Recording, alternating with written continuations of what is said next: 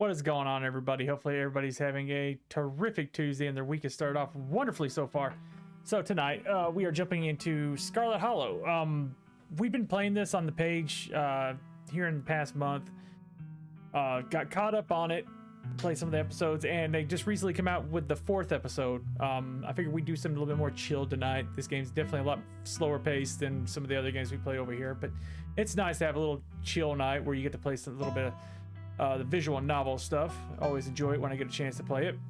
So this one, like I said, this is episode 4. From what I can remember, we left off having taken care of some kind of ghost that was in some house that had vengeful stuff towards our family, the Scarlet family, and I ended up sacrificing some of my years of my life away to take care of it. April, thank you for a like. Misty, thank you for a like. Appreciate that, guys. Thank you so much. I appreciate that. When we left off last, like I said, we sacrificed some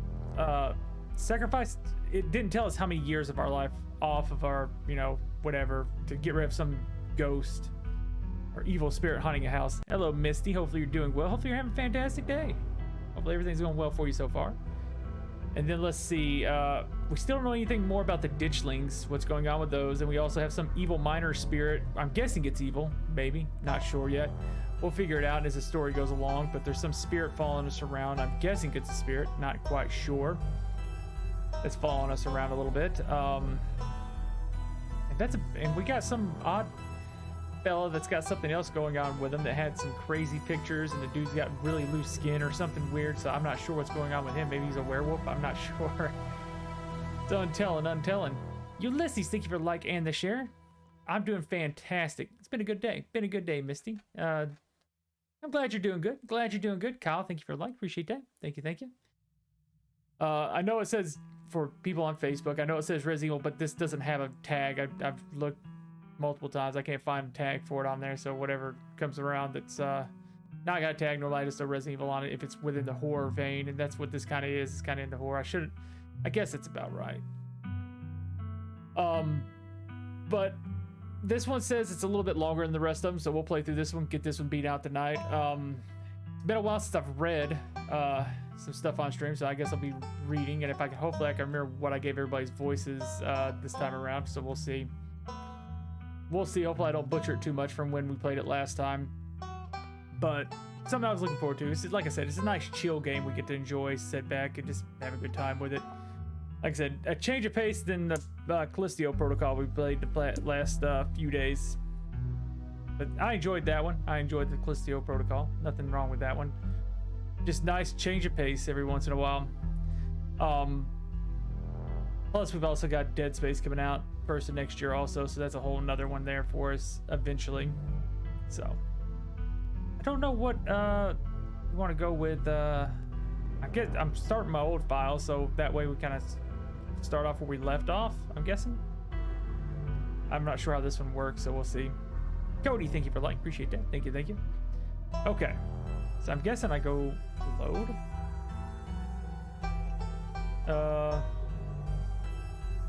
Yeah, see, this is chapter in. Last time we played it was back the 1st of November.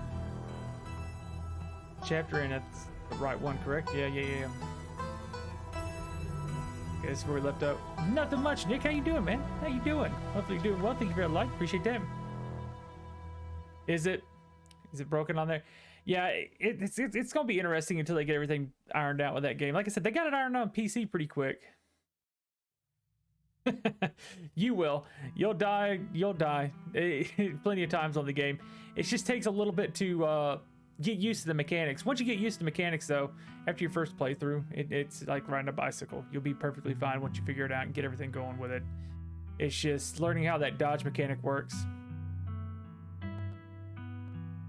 Is it crashing? Really? I know people on PlayStation said they haven't had an issue on it. Is what's weird. I don't know. I'd check and see if they got an update out for it, Cody. Maybe you can get an update. I don't know. Hopefully it is updated. Hopefully there's something else going on with it. I don't know much about the Xbox version of it. I do know that, like I said, the PS5, they done an update on it, and from day one it done okay on it. And then on PC was pretty bad, and then they eventually updated it, and it worked out pretty well over there. So it might be they're a little behind on the patch for it for Xbox. Maybe I know they do weird stuff like that at times for certain systems. They did it on Evil Dead for some reason when I was playing that. Yeah, exactly. It's new. Hopefully, and plus, you know, I don't think they were probably in much this weekend either. Being, you know, it came out on a Friday. That's another weird thing.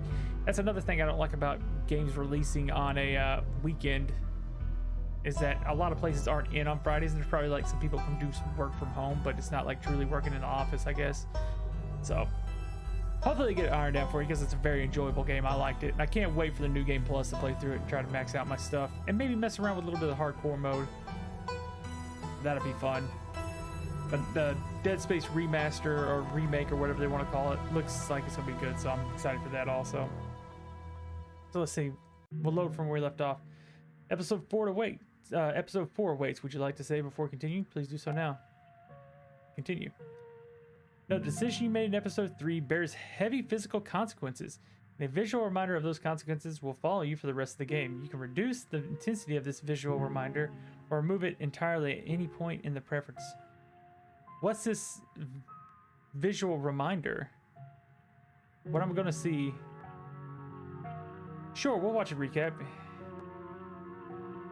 Yes, give me a full recap. So we kind of know.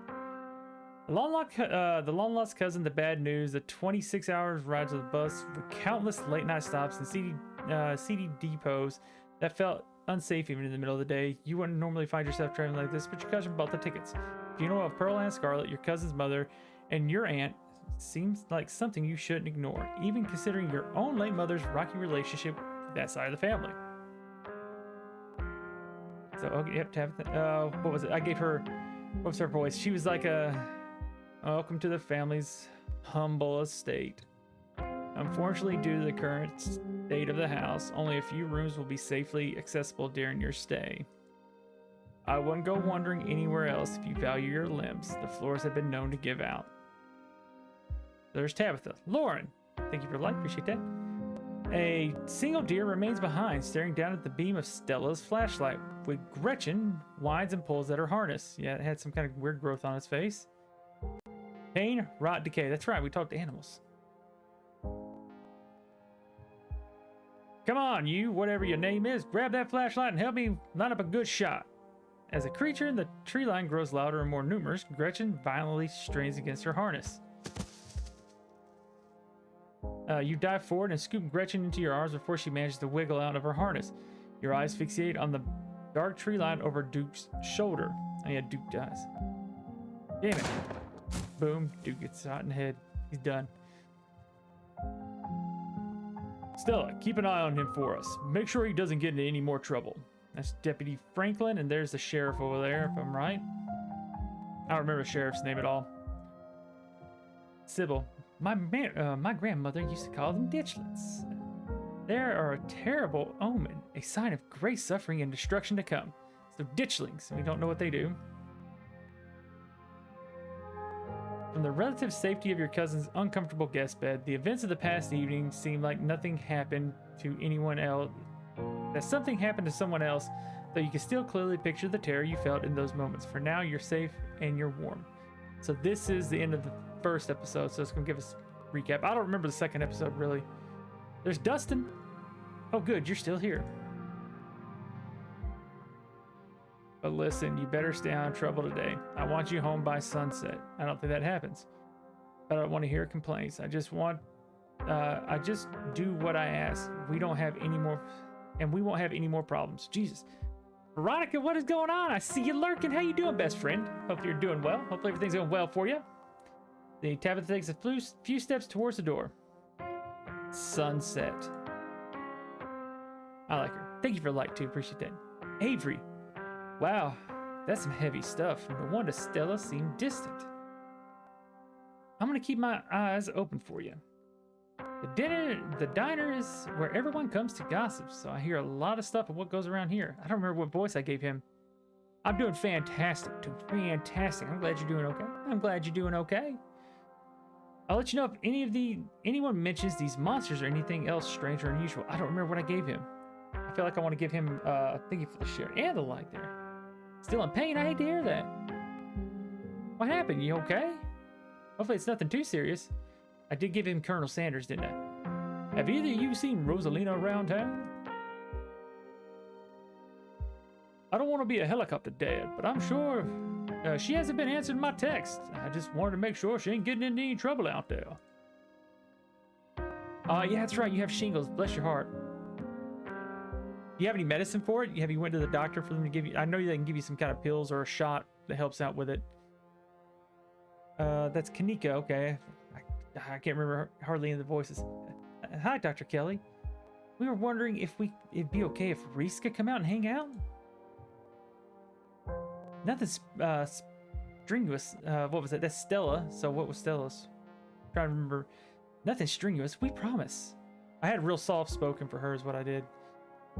Whatever you two have planned is nothing. Is probably beyond what he can manage right now. Anyways, that's the doctor of the town. There's Wayne, the guy that's. I guess he's a spirit that's been chasing us around. Stay home. Wait for the week to end. Don't keep putting yourself in the path of danger. This is all I ask. Don't know much about him. That's true. That is true. It normally does. Shingles is such a rough thing. Bless your heart. Shingles is a rough thing. Bless your heart. My chats were a little bit better than this.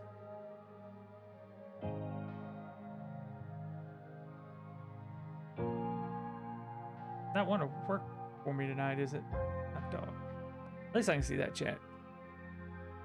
Let's see. As you leave Tabitha's office, you take a moment to get your bearings, only to be interrupted by a sudden movement out of the corner of your eye. Yep, there's the kid.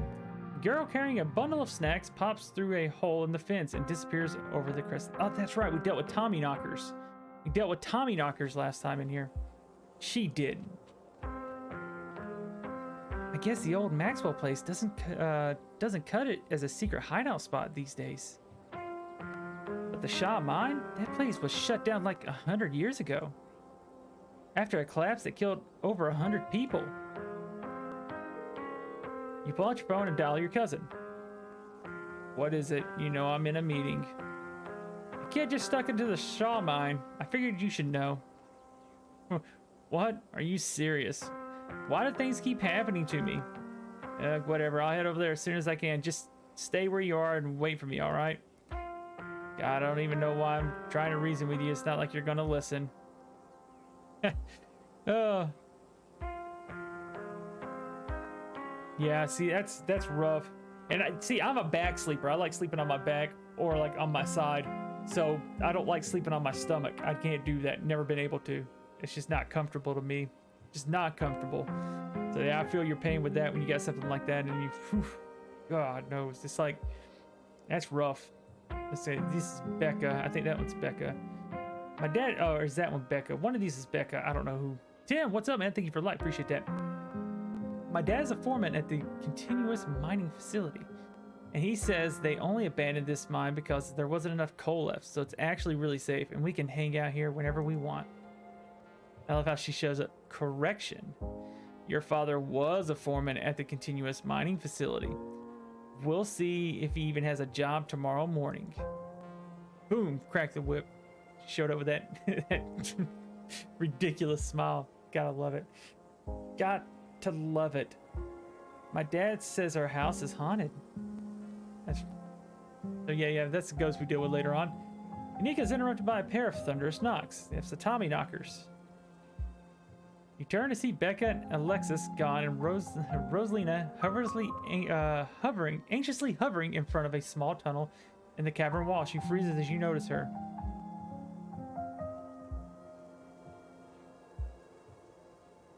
Yeah, see, that's rough. Yeah, I can't sleep.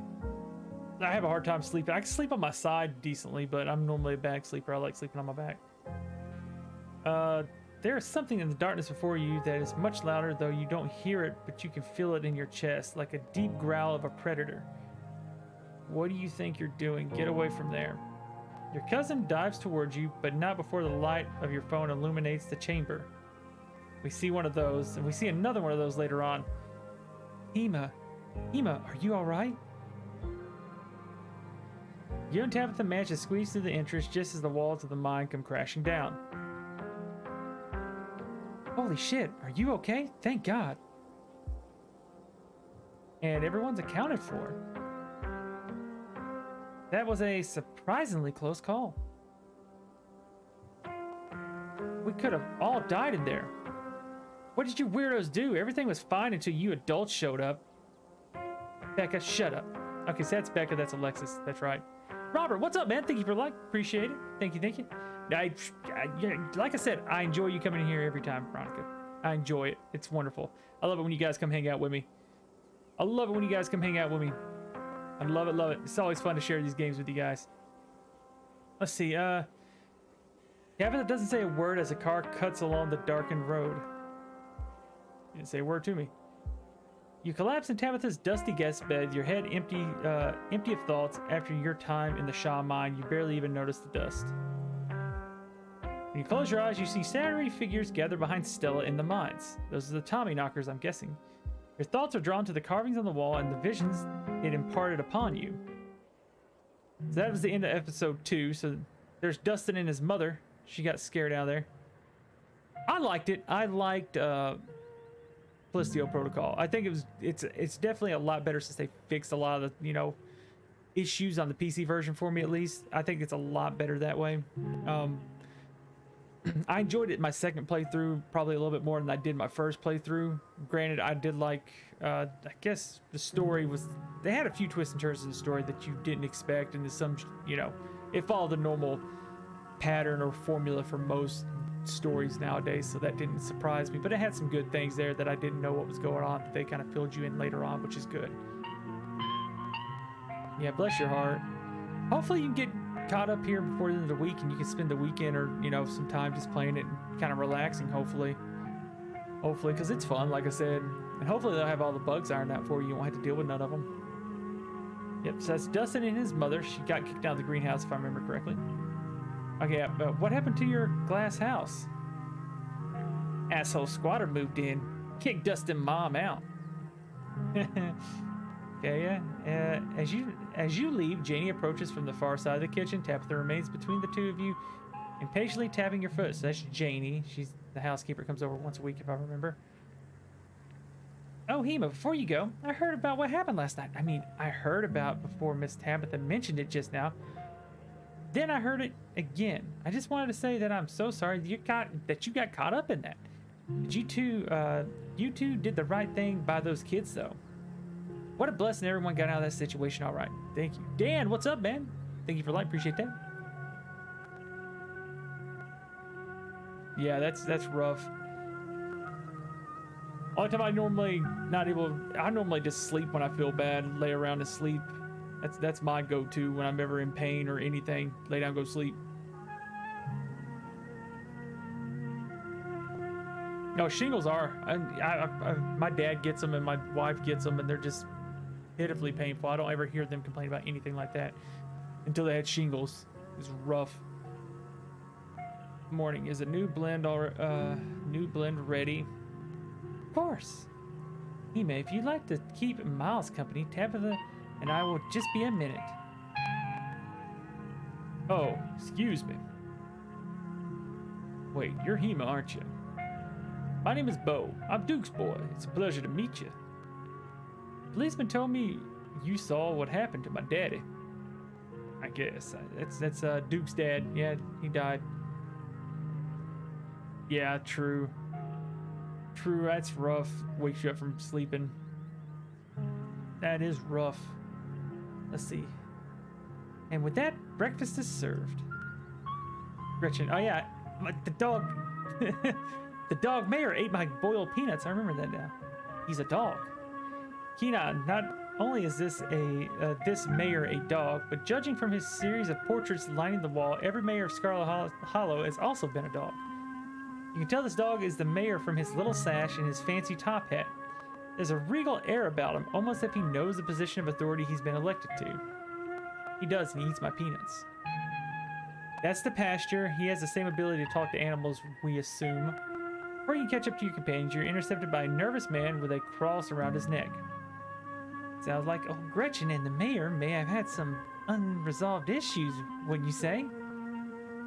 I'm Pastor Daniel. I take it you're Hema? Everyone's been buzzing about you. I'm so sorry about your aunt, but I'm sure she's in a better place now. If you ever like to discuss your beliefs, my door is always open. He seems like a nice fellow. Oh yeah, there's what's his name? Jesus, it's their high school friend. And he paints crazy pictures, like the dude pulling out his, or I guess it's somebody pulling out their dadgum ribcage. Rough. The basement is what you might expect out of a tortured artist who spends all his time confined to his studio. Discarded canvases line its edges while trash and sketches leak out from their piles in the corners of the room. Hiding the bare cement floor, ghoulish faces coat the wall in paint, sneering out at their creator. Your mom is so scary. Reese, that's Reese. She can be a little intense, kind of overprotective, which I guess makes sense. Anyway, make yourselves comfortable. We have to forgive, you'll have to forgive the mess. I've been distracted lately. Haven't been cleaning much. It's like some kind of weird skin thing going on. Dinner is already laid out. Dinner rolls, spaghetti, and a light salad. Kanika anxiously picks at her food. Stella is nervously talkative, and Reese is suddenly quiet and intense. His shoulders tight as his mother perches on the chair next to his. Dr. Kelly's eyes all of you with a sharp, fierce glare. So, we were talking about maybe watching a movie sometime this week while Hema's still in town. Well, we'll have to see how you're feeling. I can handle a movie, Doc. Yeah, we'll just sit downstairs in the dark. Reese is used to that. I'm sure he'll be okay. You're always overestimating how much you'll be able to do, Reese. This is why you keep getting sick. If I'm sick, so what? It's not like that's ever gonna change. I'm sick every day. I'm not getting any better. I just want to spend the last few miserable years of my life holed up in the basement alone just because seeing my friends was deemed too strenuous. I'm an adult, for God's sakes. I believe don't have to ask permission from my mom to have my friends over. Reese stops mid-sentence, wincing in pain and wrapping himself in his arms. Don't say things like that. I'm doing everything I can to try and fix. Silence as Dr. Kelly's eyes shoot open. Reese abruptly pulls himself from the table and leaves. Then we go ghost hunting. I like how he's got his shirt on now. He's like, I've got my black tank top on. Hey, you're here sooner than I expected. Hope dinner went okay. Hey, hope I'm not too late. Have I missed any creepy paranormal stuff? I don't know what to give Avery for his voice. I like Avery. Oscar and Kanika startle as the door swings open. Tabitha, hold it. You're not taking my cousin along any more of your little hijinks without me. Whoa. This is where I've seen it. It appears on the top of the stain. Door, yep. Stella pulled back the carpet, revealing the hatch. The floor around it stained with reddish brown. I'm going for it. She opens it, and then we end up in some weird world. I do remember this. Wait, do you hear music? Movement stirs as a figure cloaked in shadows rises to attention. Hey, Zeke, thank you for a like. Appreciate that. Stella? You are here. I would have found you sooner, but the resident clearing doesn't want me here. It doesn't seem to have the same issue with these miserable little parasites. I'll stop them. Crush his brains out. Bottom feeders always manage to slip through the cracks, don't they? The sins of the father. They're laid upon the children. One of you must forfeit. It doesn't matter which. Bullshit. I hope I didn't come too late. It wants something, doesn't it? And I think you should know Which of you should volunteer? You must be joking. You take a step forward towards the light. Sybil is right here. Please don't do this. You wordlessly step into the spotlight, and this is where I give up some years of my life. I'm so sorry, Hema. I don't think I can talk right now. I'll call you, okay? And she gets freaked out by it and leaves. She hurries off down the road. Before I go, Sybil places a hand on your arm, holding you back for a moment. I'm sure you still have questions after everything you saw tonight. What about, about what happened to you?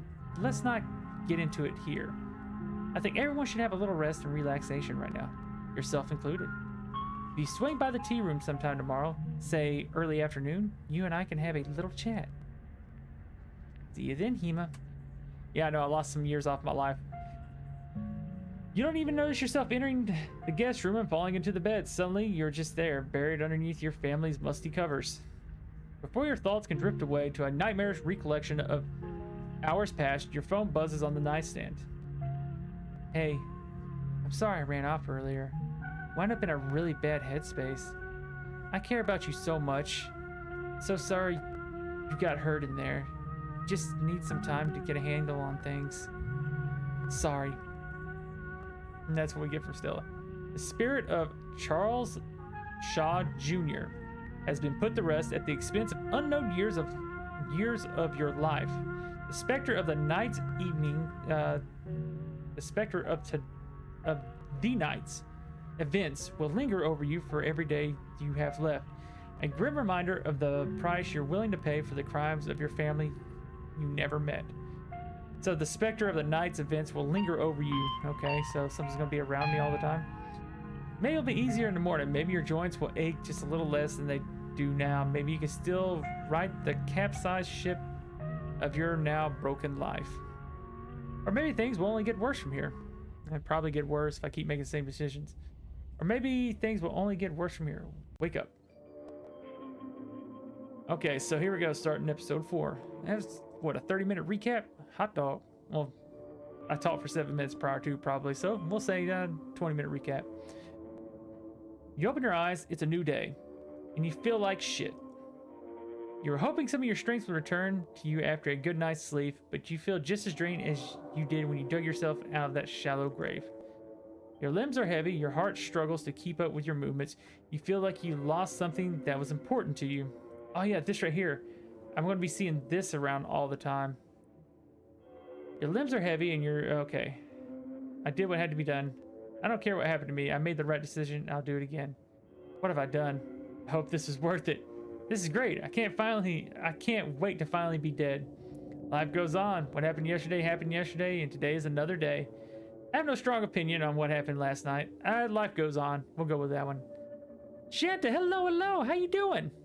I just started it. Like, I'm just waking up, so you're perfectly on time. We just done the recap, so you're right on time. Perfect timing. Shanta, thank you for perfect timing. I'd say life goes on. What happened yesterday, and today is another day. That's a good way to look at it. Yes, life goes on. But for how much longer will your life go on? That's true. An involuntary shudder runs down your spine. But your thoughts are abruptly interrupted by the buzz of your phone on the nightstand. Hey, just want to check in. Hope you're doing a little better. Also wanted to ask, have you heard from Stella? You check your messages, nothing from Stella. You messaged me last night. I'm sure she's fine. Oh God, what if she's in trouble? Maybe she's just sleeping in. Never mind how Stella is. How are you? Everyone had a rough night. She's probably still shaken up. What if Wayne got her? Does Stella appear to be in... Does Stella disappear like this sometimes? Let's try to call Stella. Dial Stella. She probably won't answer. Oh, she did. Okay. Hey, what's up? Just kidding. Oh, I was gonna say, oh, she actually answered. No. Just kidding. I'm not able to come to the phone right now. This is actually a recording of my voice. It isn't really me. Technology, huh? Anyways, leave a message or don't. I never check this thing. That's true. I have the same issue. I have messages and I normally don't check them. I say most people are like that with their messages nowadays because it's mostly about your car's extended warranty. The mailbox is full and can't send the messages at this time. Text Stella. Morning, hot stuff. Kind of worried about you. Text me as soon as you can get a chance. That Wayne guy didn't come after you, did he? Kanika and I are pretty worried about you. That was my favorite cryptid hunter. Hey, send Stella a photo of a nervous puppet. Morning, hot stuff. Yeah, I'm kind of worried after you ran off last night. Text me as soon as you get the chance. Yep. Wait for a few, you wait for a few silent minutes. Your message sits undelivered. You sent me a message. She messaged me last night. I'm worried about her. Seems like she has a lot of stuff on her mind she needs to work through. I'm worried about her. I'm glad you've heard from her, but at least, but I'm worried too. These uncapital I's are killing me. I know we haven't exactly got along, but we should meet up in town and look for her together. Looks like you have your morning plans in order. Visit Dustin. I gotta visit Dustin every morning. There's him and his mom. You open the drawers. They both have they both have bread now. Good for them. Human is back. Smell old now. Maybe change mind about eating us. Could be the end of Dustin and Dustin Mom. I would never eat you. I love you. I guess your glass house still has that squatter? Yeah, I would never eat you. I love you. I would never eat you. I love you. Dustin Mom know better than to trust. When push comes to shove, survival more important than friendship. Dustin Mom spent too much time outside. It's different inside. There's enough bread for everyone here. No need to eat friends. Dustin still have childhood innocence. Hope Dustin get to keep that innocence forever. I like how she's kind of like got a grin and smiling.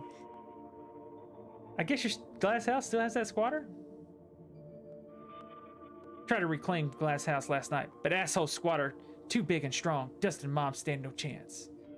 Might have to live in Dustin's house forever. Human big and strong too. Probably more big and strong than asshole squatter.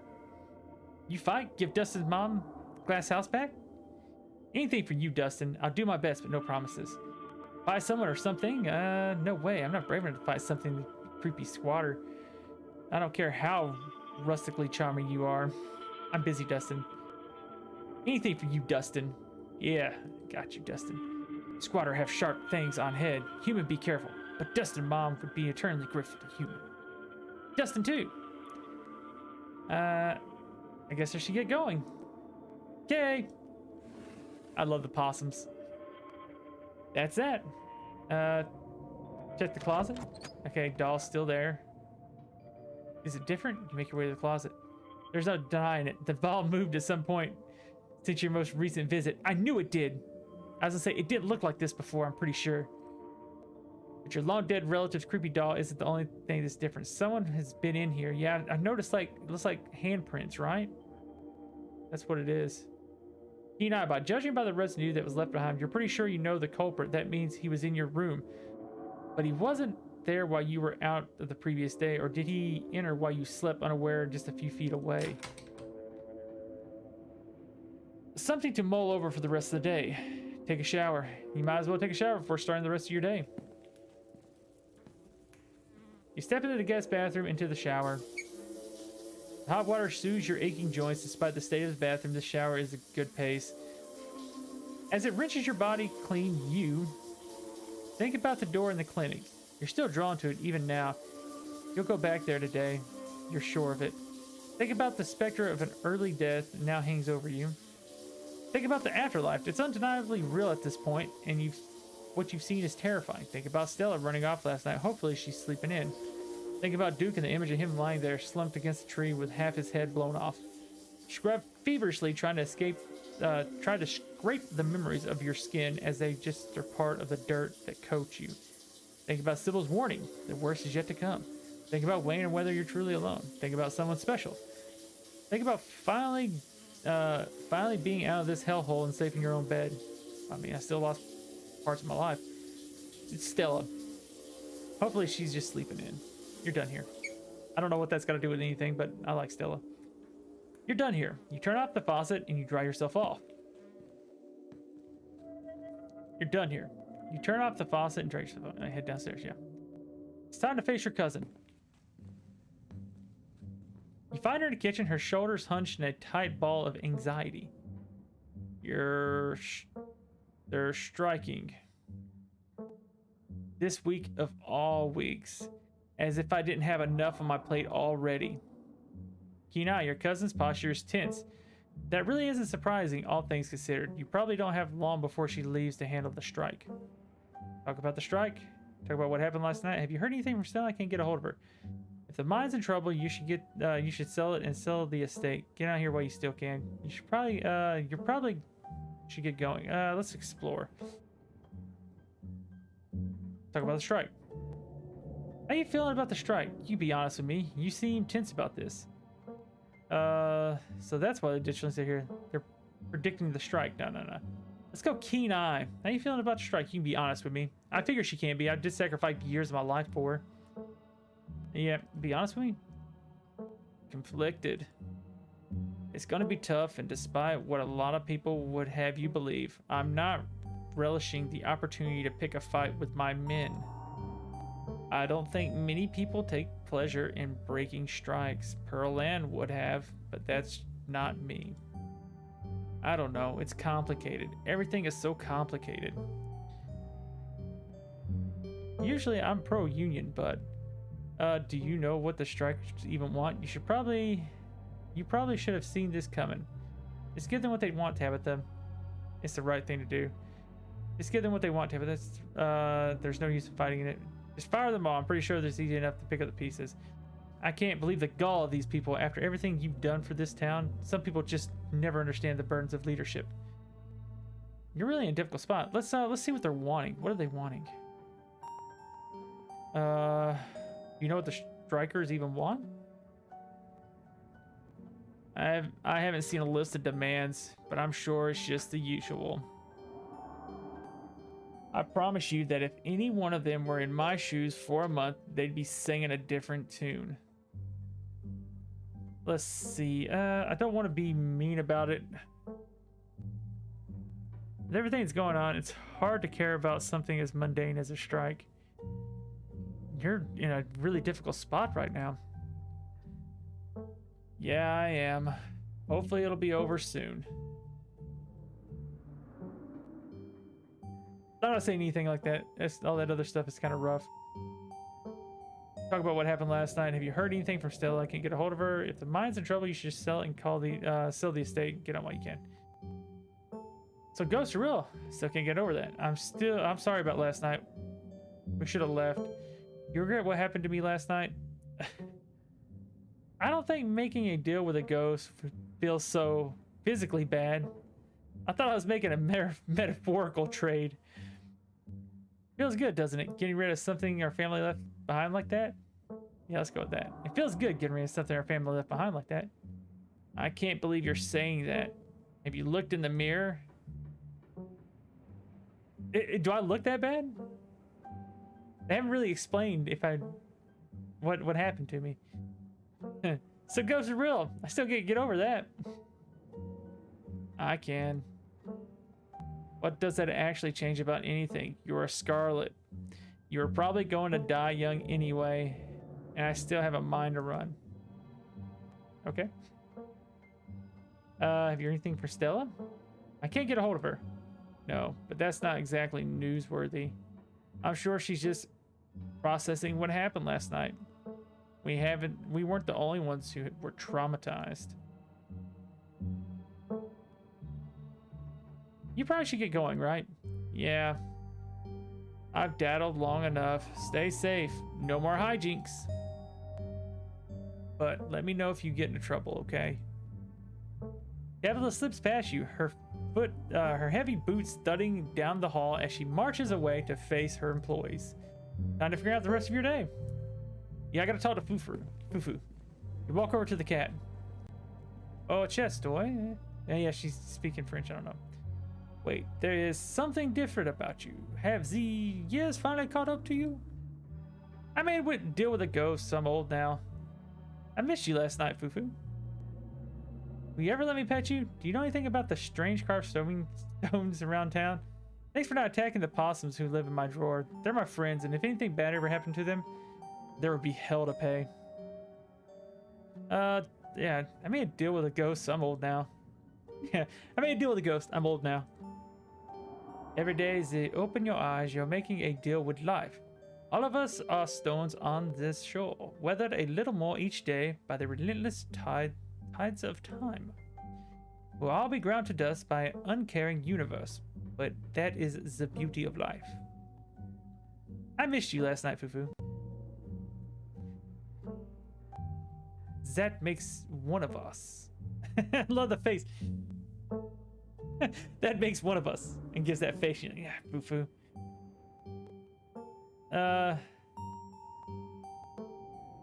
Let me ask about stone carvings right now. Do you know anything about stone carvings scattered around town? I'm not here to be your comet ditchlings. Just detective. I'm here to watch you fare about in the darkness. I'm not here to provide answers to whatever mysteries confound your feeble American mind. I love her. I love Fufu. Will you ever let me pet you? Thanks for not attacking the possums who live in my drawer. They're my friends, and if anything ever bad to happen to them, there'd be hell to pay. Yeah, let's get it with that. They're my friends. Of course, you would consider those rats to be your friends. I will not dirty my claws with their diseased flesh. Will you ever let me pet you? And coat my fur with your disgusting human oils? No. You nod respectfully to Fufu. She scoffs, her tail twitching with annoyance. But you can sense she's less annoyed than she usually is. Maybe she's getting used to you. Bye, Fufu. Good talk. I like her. Garfield, thank you for the like. Appreciate that. Good talk. She scoffs as you turn away. Investigate the garden. Whatever kicked down Dust's mom is in the garden right now. You better look into it before you head into town. The air is chilly today. The overcast sky hanging oppressively over the weed-choked flower beds. It's too cold. Investigate the greenhouse. Gotta head over there. And the share, Garfield. Thank you so much, man. Appreciate that. Yeah, I know. That's my southernness creeping through all the time. I don't do good with the French accent. You start carefully picking your way through the underbrush. It doesn't take much effort to find a path cutting of prickly raspberry bushes and tangled vines litter the ground through the greenhouse. Talk to animals. The greenhouse, the glass house, one could say. You step towards the door. It's a goat. I saw it. It's still shut with a lock. You catch a brief glimpse of a horned shadow through the ancient clouded glass. Keenan, it was a goat. Yeah, I figured it was a goat. So this is Dust's mom's squatter. Keenan, talk to animals. Talk to the goat. Dust and Quest. Yeah, like that. So this is, examine the lock. What's your name, little guy? Yeah. Goat. Examine the lock. You examine the lock. It looks sturdy. You need some tool to get it open. Maybe Stella? Ooh, something just dropped on me, it felt like. Maybe it was just me. It scared the crap out of me, to be honest. Hopefully it's not my beard. I think it was, I don't know what that was. Some kind of bug? It wasn't a daggum spider. Jesus Christ. Hopefully it was just like, I don't know what it was. Maybe I'll find it later. Let me know if it starts crawling up my shirt and you guys see it. Where it's getting winter, all the bugs are trying to get in wherever places they can get into. Whew. Makes me... Ew. Examine the lock, looks sturdy. You need some kind of tool to get this open. Maybe Stella or Kanika could lend a hand later. What are you doing in the greenhouse? Yep, human. Put me in here. Can't complain. Pretty sweet digs, honestly. Stays nice and warm. There's plenty of eats, too. Did that human have a brown coat and big boots? Coat like what? Fur? Nah. Not brown fur, yellow fur. Just on top. Like all you humans. don't know what boots are, can't help you there. Where'd you come from? Farm. Used to live with other guys like me. Kind of miss them, but not that much. Don't gotta share anymore. That sounds like a goat. I guess I'll leave you to you then. Yeah. See ya, or not. It's a wild world out there. I like the goat. You investigate the garden. With Stella missing, it's not best to keep Kanika waiting for much longer. Heal up with a quick PB&J. If Stella's MIA, who knows when you'll get a chance to eat. And who knows just how much your new affliction will affect your appetite. Make sure you make yourself a PB&J in anticipation for a long day ahead of you. And that's that. Head to town. Time to head out. Let's head to town, see what's going on. You head to the front door and begin to your trek to the town below. The birds sound different today, muffled, like your ears are full of cotton. Dull sun shines down on the surrounding wilderness, seeming to wash the color from the world.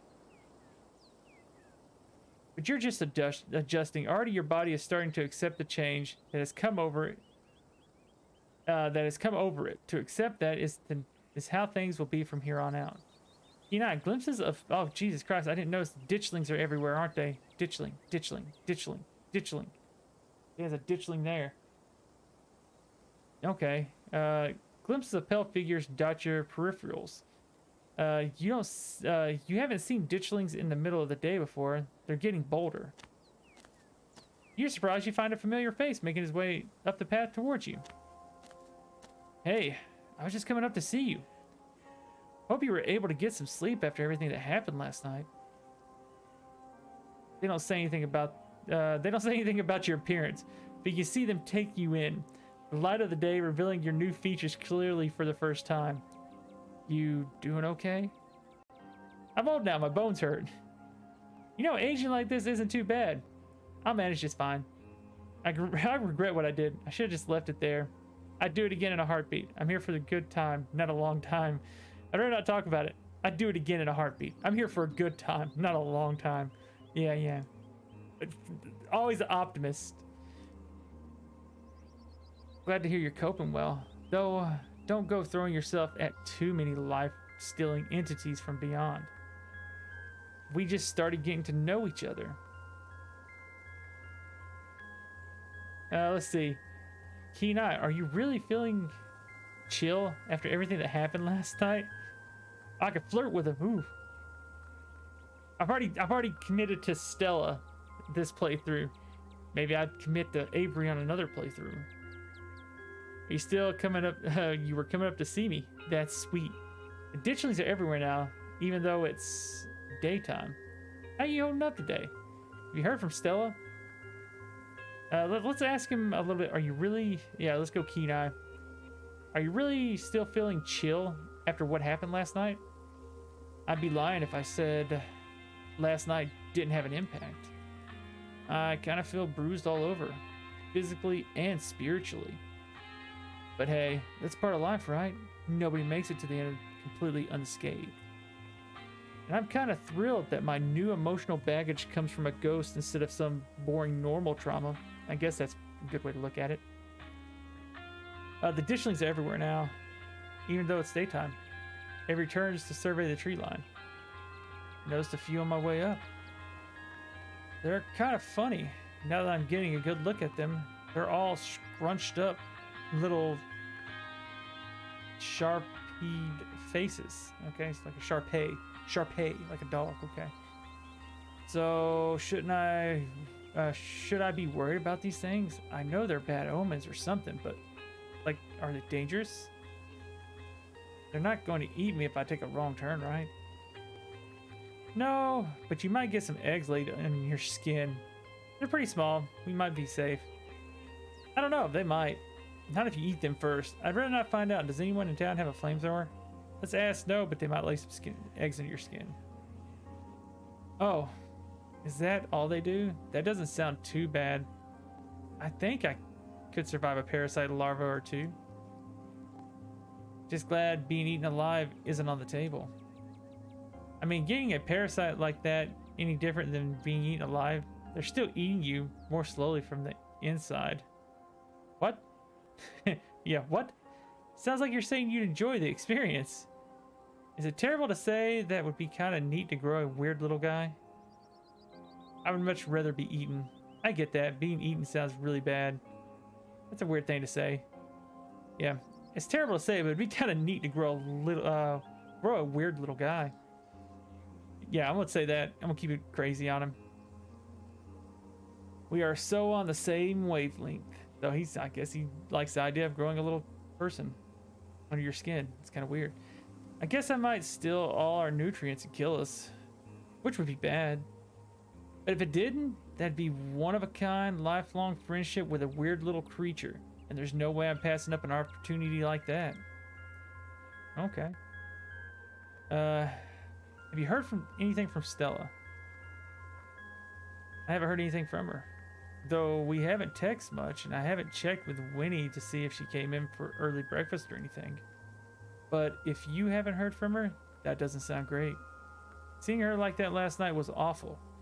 She's usually so unfallible. I guess that's what it's supposed to be. Unflappable? I don't know what unflappable means, but okay. It's okay with you. I'm kind of hoping to have some time by myself right now. Let's head to town. Let's head to town. Yeah, good idea. I have him walk with me. You and Avery start back down the path. Where's Kanika? It isn't long until you find yourself on the main street of Scarlet Hollow. I like her outfits. Hema, you made it. But you picked up Avery along the way? Hope you're both doing okay, like, emotionally. Yeah, I'm not too bad. That's good. I feel like I got crushed by a steamroller or something. Joints all out of whack. Totally exhausted and super froggy. Foggy? Froggy, there's no R in that, Jesus Christ. Mom has been insisting I caught a cold, and I wasn't buying it. But of this morning, I've come around. It's definitely something beyond exhaustion, even considering the ridiculously stressful week we've all had. I mean, it's only like, what, 4 days in now of a 7-day week? Kind of rough. But I'm not gonna let that stop me from looking for Stella. Wait, Stella's missing? Yeah, I thought Hema would have already told you. Neither of us have been able to get a hold of her since last night. Oh shit, I hope she's okay. That's why I asked. Do you still think could be a rational explanation for all this? Is someone manning the general store where you go looking for Stella? I was kind of surprised you'd reach out to me after all the issues between you and Tabitha. I suppose I'm supposed to see your mom at some point today. Maybe she'll finally shed some light on things. I think last night just pushed her over the edge. I know I've only known her a couple of days, but I feel like she has a tendency to run from difficult emotions. Usually she just changes the subject. I guess this time it literally, she wound up literally running. Let's not dawdle. That seems like about right one. Let's not dawdle. I'm worried about Stella, and it doesn't feel right to be doing anything that isn't actively looking for. Are y'all sure you're gonna look for Stella? She's a grown woman. She's allowed to be by herself if she wants. Yeah, let's go with this. Push it over the edge, a couple of weeks or a couple of days, blah blah blah blah. You're absolutely right. And as her friends, we can't let her be alone at a time like this. I've made that mistake before. Plus, we can get her mobbed. She could get mobbed by those weird little creatures. Worse. Exactly. There's no time for anyone to be on their own. No one knows what kind of weird stuff is out there. After the past couple of nights, I wouldn't be surprised if there was actual Bigfoots in the woods, just waiting to eat any humans who wander too far from civilization. Do Bigfoots thirst for human flesh? Is that some kind of common knowledge I wasn't keyed in on? I wouldn't be surprised is all I'm saying. Okay, let's get started. I don't want to waste another minute. Where to first? We should go to the cops. We should check with Oscar. He's smart. Maybe he'll know what to do. Check out the diner. We should go to the mines. Check out the church. Let Avery know that you and Kanika can take it from here. I'm supposed to get tea with your mom today. Maybe she'll have some ideas. Okay, let's go to Stella's house. Good place to start. Maybe she just slept in. That's what I'm hoping. But I wouldn't have. I would have gone there already, but I was kind of nervous about doing things by myself today, just in case I ran into yet another horror from beyond the veil or whatever. That's true. We went through crazy stuff. You make your way towards Stella's house. The door is as pristine as the old wood door, as any old wood door. No bloody handprints inside. Any telltale signs of Wayne absent. If something happened here, it didn't involve him, at least not from the front door. Kanika knocks anxiously on the door. It creaks open. The house is quiet, the world outside muffled, and she takes a cautious step over the threshold into a muted air of the living room. No excitable pug rushes to greet you at the door. You have a feeling that no Stella is going to emerge from the shadows to sleepily greet you. You seem to recall that Stella closed the door behind her when you two left for the library yesterday morning. We ate breakfast together yesterday morning. She closed the door behind us. Nobody's here, I don't think. Yeah, let's go with this. Yeah, tell them about we ate breakfast. And we were both with her for the rest of the day. Yeah, and we were both with her for the rest of the day. So she came home last night. Or somebody else was there. Might as well invite ourselves in, right? Yeah, let's go inside. Cool. I'll be brave and go first. Avery casually steps over the threshold in Stella's house. I like how Avery's like, I'll go in. The living room is almost exactly as she saw it the other day. Gretchen's little corner. So cute. Kenai, aside from the corner of the room dedicated to Gretchen, Stella's house almost feels like a museum. Everything organized with such a tidiness you wouldn't expect from someone as rough and tumble as Stella. Only a handful of objects feel like they belong to her. Whatever happened to Stella doesn't like it happened here. Doesn't like there was a struggle or anything. Unless something happened in another room, or maybe something caught her off guard. You don't have to add that last part. I'm going to figure out what you that you said. I'm going to forget that you said that, and just be thankful that it doesn't look like a crime scene. Investigate the kitchen. Investigate the kitchen. Stella's kitchen is messier than she left it yesterday. A couple of cabinets are hanging open, and a loaf of bread sits on the counter by a used butter knife. Oh, my dog's barking. I was like, what is that noise? He was howling. Must be... You guys can't pick it up, but he's howling outside. Obviously, there's something howling out there, or there's some kind of siren or something. I hear him howling out there, so I was like, is that on my game? No, it's him. So she made a peanut butter sandwich, it looks like, at least. Crust of the bread was gone, somewhat stale. About as much as you can expect after being left out overnight. Whoever left it here left many hours ago. It's a little messy, but it isn't like anything violent happened here. That's why I stopped to go. It's a little messy, but yeah. Justin, what's up, man? Thank you for the share. Appreciate that. Thank you. Did she have somewhere that she needed to be? She didn't say anything. She had something she had to rush off to.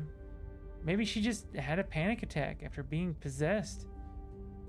That was over 12 hours ago. I hope she didn't. She would be home by now if that was the case. Doing fantastic, man. Having a wonderful day. Just doing a chill stream tonight. Doing a little reading. Thank you so much for the stars, man. I appreciate those too. Thank you. Thank you so much, Justin. That means a lot, man. Thank you so much. Thank you. So let's see. Yep. Okay, that's Avery. Is Stella the sort of person to stop back home and make a snack in the middle of a mental health crisis? Yes. And it's comforting to think that she might be all that happened. A panic attack is much more manageable than rotting ghouls or parasitic doughboys. Let's get Stella's room. Goodness gracious, this is a lot messier than what I thought. You make your way down the hall to what you assume to be Stella's room. She's not here. Though it's a little untidy, it's the usual sort of untidiness that accumulates when someone doesn't often have guests in their bedroom. There aren't any signs of violence. Keen eye, no streaks of blood and pus that might belong to certain phantom miner. He hasn't been here. It's an episode thing, kind of like what, Walking Dead and stuff did. This is the 4th episode of this, and this takes place not too far from my neck of the woods. So that's why it's so interesting to me. It's an interesting little game. It's small, indie developer made it. They also did Slay the Princess, which looks really good, they've only got a demo for Slay the Princess now. But that game was really cool. We messed around quite a bit with that one because they had multiple endings and actually had voice acting. I didn't have to read everything. You do notice though that her jacket is nowhere in sight. It is in her closet and it wasn't on the coat rack in the other room. Well, I didn't notice that myself. Yep, Stella's jacket's gone. Stella's jacket's gone. The Letterman. It wasn't on the rack in the other room. It's not in here, and she didn't have it yesterday. Okay, I'm sold. Between this and the kitchen, she must have come home late last night. And it seems like she's the one who decided to leave. No struggle or anything. Check her computer. You go to Stella's computer. I'm not sure we should be snooping on her computer. Is that an invasion of privacy? We've already broken into her house, right? For all we know, we could be some sort of clue on there, like a note detailing exactly where she is. We didn't break into her house. The door was left wide open. Well, maybe the computer was left open too. I'm with Avery. What if we don't find Stella and it's all because we didn't snoop on her computer? If Stella didn't want us to snoop, she wouldn't have gone missing. I don't make the rules. Okay, if she's been gossiping about us to her online friends, look, I know it's an invasion of privacy. We got to do whatever we can to find her. Let's see if it's password protected before we make a fuss about it. If there isn't a password, it's almost like she wants us to snoop. Let's go with yeah, I'm with Avery. If we don't find Stella, and it's all because we didn't snoop on her computer. I'm with Avery. Yeah, snoop on the computer. Okay, fine. But I'm going to stand over your shoulder this whole time to make sure you don't go looking for anything personal. Stella's desktop is horrifically cluttered. There are still too many files and folders to fit on her monitor, and they overlap each other in a chaotic multi-layered display. Whoa. How do we find anything on here? I'm suddenly a whole lot less worried about invasion of privacy. A lot more worried about this being a complete waste of time. Check her search history. You checked Stella's search history. She hasn't visited any websites since Tuesday night. If she came home after last night's incident, she didn't touch her browser. Her search history is almost entirely work-related. A furious series of queries for various monsters and cryptids that might fit the profile of ditchlings. That's it. That's it. Check her open tabs. It would take you all day to count the number of open tabs in Stella's browser, so numerous that her tabs that you can't see a single icon. A sea of rounded, featureless triangles from Windows Edge to Windows Edge. Our most recent open tab is Uncle Carl's Bigfoot Farm, a form of cryptozoology enthusiast. So she's looking for Bigfoot.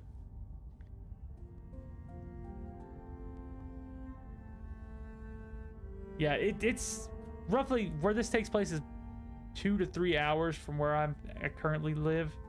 So that's pretty cool. It's where it's, I guess, is where it's supposed to be, in the Appalachian Mountains and stuff like that. These people, I'm thinking, live in around the Appalachian Mountains in North Carolina, from what I understand. Yeah, it deals with cryptids. So far, we've dealt with something called ditchlings, which are omens. They're bad omens for like something coming. It looks like there's some kind of parasitic creature that lays eggs under creatures' skin. So this is a horror game, is what it is. And then the second episode, we dealt with Tommy knockers, which deal within mines and stuff like that, and they kind of harbingers, or something of bad omens too, for miners and stuff. And then in the third one, we dealt with a ghost that took away years of my life, and that's why around these corners it's kind of got this like bloody dots and stuff, because the spirit was a vengeful spirit and was torturing my friends and stuff. So I gave away years of my life to put it to rest or whatever for sins of my family or something weird.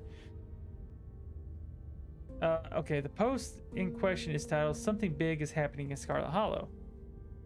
Hidden Appalachia. So is that her? Yeah, Hidden Appalachia. Hey everyone. Was out chasing a skunk ape sighting the other day, and I found these weird little guys. My friend's mom said there's something called ditchlings, but I've never heard of them before. Anyone have any good leads? Camera isn't shaking enough. This is totally staged. Clean footage and some sort of cryptid nobody's heard of except for your friend's mom. The only thing I'm seeing when I Google ditchlings is some city in England. Thought you were legit. Guys, since we did high quality footage count as anything other than actual evidence, these things are terrifying. I love how they're doing it. Yeah, it's interesting. Well, that's just because like in Appalachian there's like places you go and it's just not populated anymore. I can take you places up in the boonies that make you think of that movie, was it Deliverance? I can take you places around here, and what's funny is it's not far. Like I could probably drive you about 45 minutes and take you to places you're like, we're miles from civilization. Crazy. It's just there's still places like that exist, you know. Let's see. Okay, this is Gary. Since every low budget horror movie started doing guerrilla marketing, I smell an ARG. I'm serious. I've gotten a ton of extra footage. Look at this nest. They've been doing something to the animals in town. They're apparently some sort of bad omen, like Mothman. Okay, I'm listening. I love me a Mothman. I believe you. Lucky you're falling right into her. Lucky you're falling right into her lap. I don't trust YouTubers. They're entertainers, not scientists. Sick. Thread continues into the next day. Okay. Hey, okay. So, 1, this isn't an ARG. I would never. And 2, we're not going to believe, if you're not going to believe this, but we went to an abandoned mine last night to investigate things. I'm pretty sure we found some Tommy knockers. Listen to this knocking we managed to catch on tape. There's a link to an audio file called TommyKnockersReal.wave. Just because you put the word real in your file name doesn't make it they're real. 2 supernatural events on back-to-back nights. This is so fake. I can't believe you brought that into the River Runner hype. You're so full of it. YouTubers are always selling out the big indie horror. This is kidnapped by aliens all over again. Yeah, see, there's a bunch of old abandoned mining towns. See, what's interesting about a lot of the coal that's in this area, at least in this area, this town here started. Yeah, I remember the university that's here is actually an old, the site of an old hotel, real big, luxurious hotel. And the town was built because they thought it was going to be a big, because they found coal. And they thought it was going to be good for smelting steel, because you got to have a certain kind of coal to melt steel. This coal wasn't that kind of coal. You had to have coal that burns real hot. And this coal is not like that in the mountains around here. So they ended up building all this stuff and then ended up being like, well, no. They thought it was going to be the Detroit of the South is what they thought. The guy that invested all this money in, you know, this big hotel, building the town and stuff like that. And pretty much it was a bust for him. Granted, they still get coal because it was used for other stuff, but he thought it was going to be big for a steel market. And he was going to get on the ground floor being in the steel market, you know, new automotive industry and everything down here and around here where I lived. And it just didn't kind of flourish because the coal that they were getting out of the mountains wasn't that high quality. Or I don't know if it's just a different kind of like maybe carbon makeup of it. I don't know if it's a quality thing or if it's just a different kind of makeup of coal that doesn't burn as hot. So it couldn't be used for smelting steel. I'm guessing it can be used for many other things, but it just wasn't specifically for that. And of course, you know, coal mining's went down a lot more in a lot of places. A lot of veins have, you know, kind of went away, and it's a lot more expensive to run it, and it's not big enough profit margin for people to get back into it. So yeah, you get a lot of abandoned mining towns. Like the town my parents grew up in was very big back in the day. It was a big mining town, and now it's basically whittled away to almost nothing. There's maybe like, there was hundreds of houses there at one point in time where my uncle lives, and you go over there now and there's probably less than 10 houses there now. There was hundreds before. So it's an interesting thing to go and kind of look at that stuff, see it back in its heyday. There's old pictures and stuff of it. It's pretty interesting. Okay, let's see. Also, laugh out loud, doughy white things and now loud popping noises. This is definitely an ARG. Did you sell out to Pillsbury? Stop cyberbullying her or I'm going to call the mods. Locking this thread and giving everyone a 7-day ban. No cyberbullying or self-promo. Thread ends. Ouch. Wow, poor Stella. Remind me to never be internet famous. Here's hoping my SoundCloud stays niche and underappreciated until the day I die. So he's a SoundCloud rapper? Or I guess artist? That means he's a rapper, but I always hear SoundCloud and I always think of rappers because that's where a lot of them SoundCloud rappers came from. So he's a SoundCloud artist in general. Underappreciated. Bless his heart. Okay, I think I've seen enough. Thank God. But nothing on there. I love seeing someone's room before they had a chance to clean up for company. It's a neat little snapshot, you know? This sure looks like a room. Any thoughts? It's a mess. Do you think they were struggling here? I don't think there's any clues here. I love seeing someone's room before they had a chance to clean it. Yeah, let's hit him with that. It's a little neat snapshot, you know? Speak for yourself.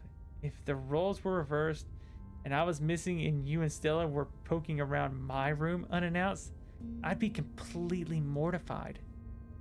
Spoken like someone with a whole lot of secrets, my room is immaculate.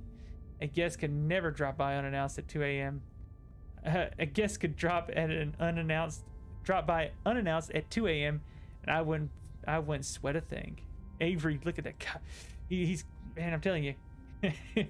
Congratulations on having your shit together. Thank you.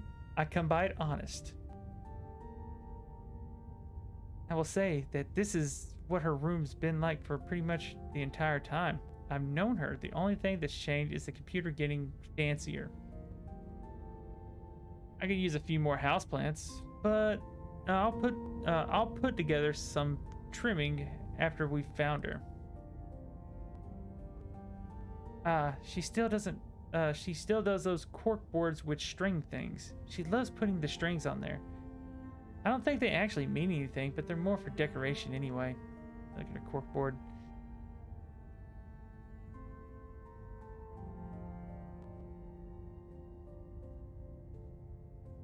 Yeah, it's pretty interesting they do it. And the thing is, a lot of things deals with infrastructure. A lot of times, big companies, you know, kind of leave those places because it's no longer profitable to, you know, do that stuff anymore.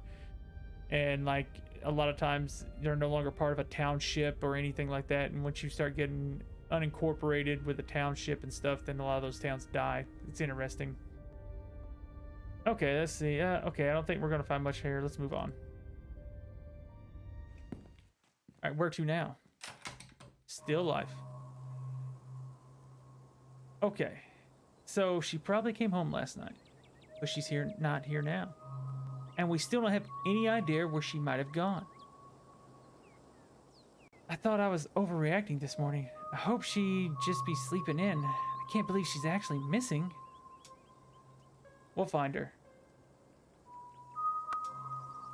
We're going to the cops.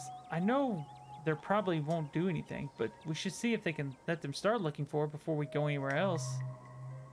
Let's go. We should make sure the police know Stella's missing. We should check in with Oscar. He's smart. Maybe he'll know what to do. Check out the diner. Let's go to the mines. Check out the church. Let's, I guess, go to the police. She's not been missing long enough for them to do anything about it. Yep. We should go to the police. They're not gonna do anything. She's not been missing, was it 48 hours or something? There's Bo. Police station is exactly what you expect from a town the size of Scarlet Hollow. It smells strongly of coffee and faintly of aged furniture and paper. The general tidiness speaks of the department that it doesn't get much of anything done. But you're not alone here. You enter to find finding a worried Bo standing between you and the officer behind the desk. Big Betty wasn't just a pumpkin, Deputy Franklin, sir. She was going to be a prize winner.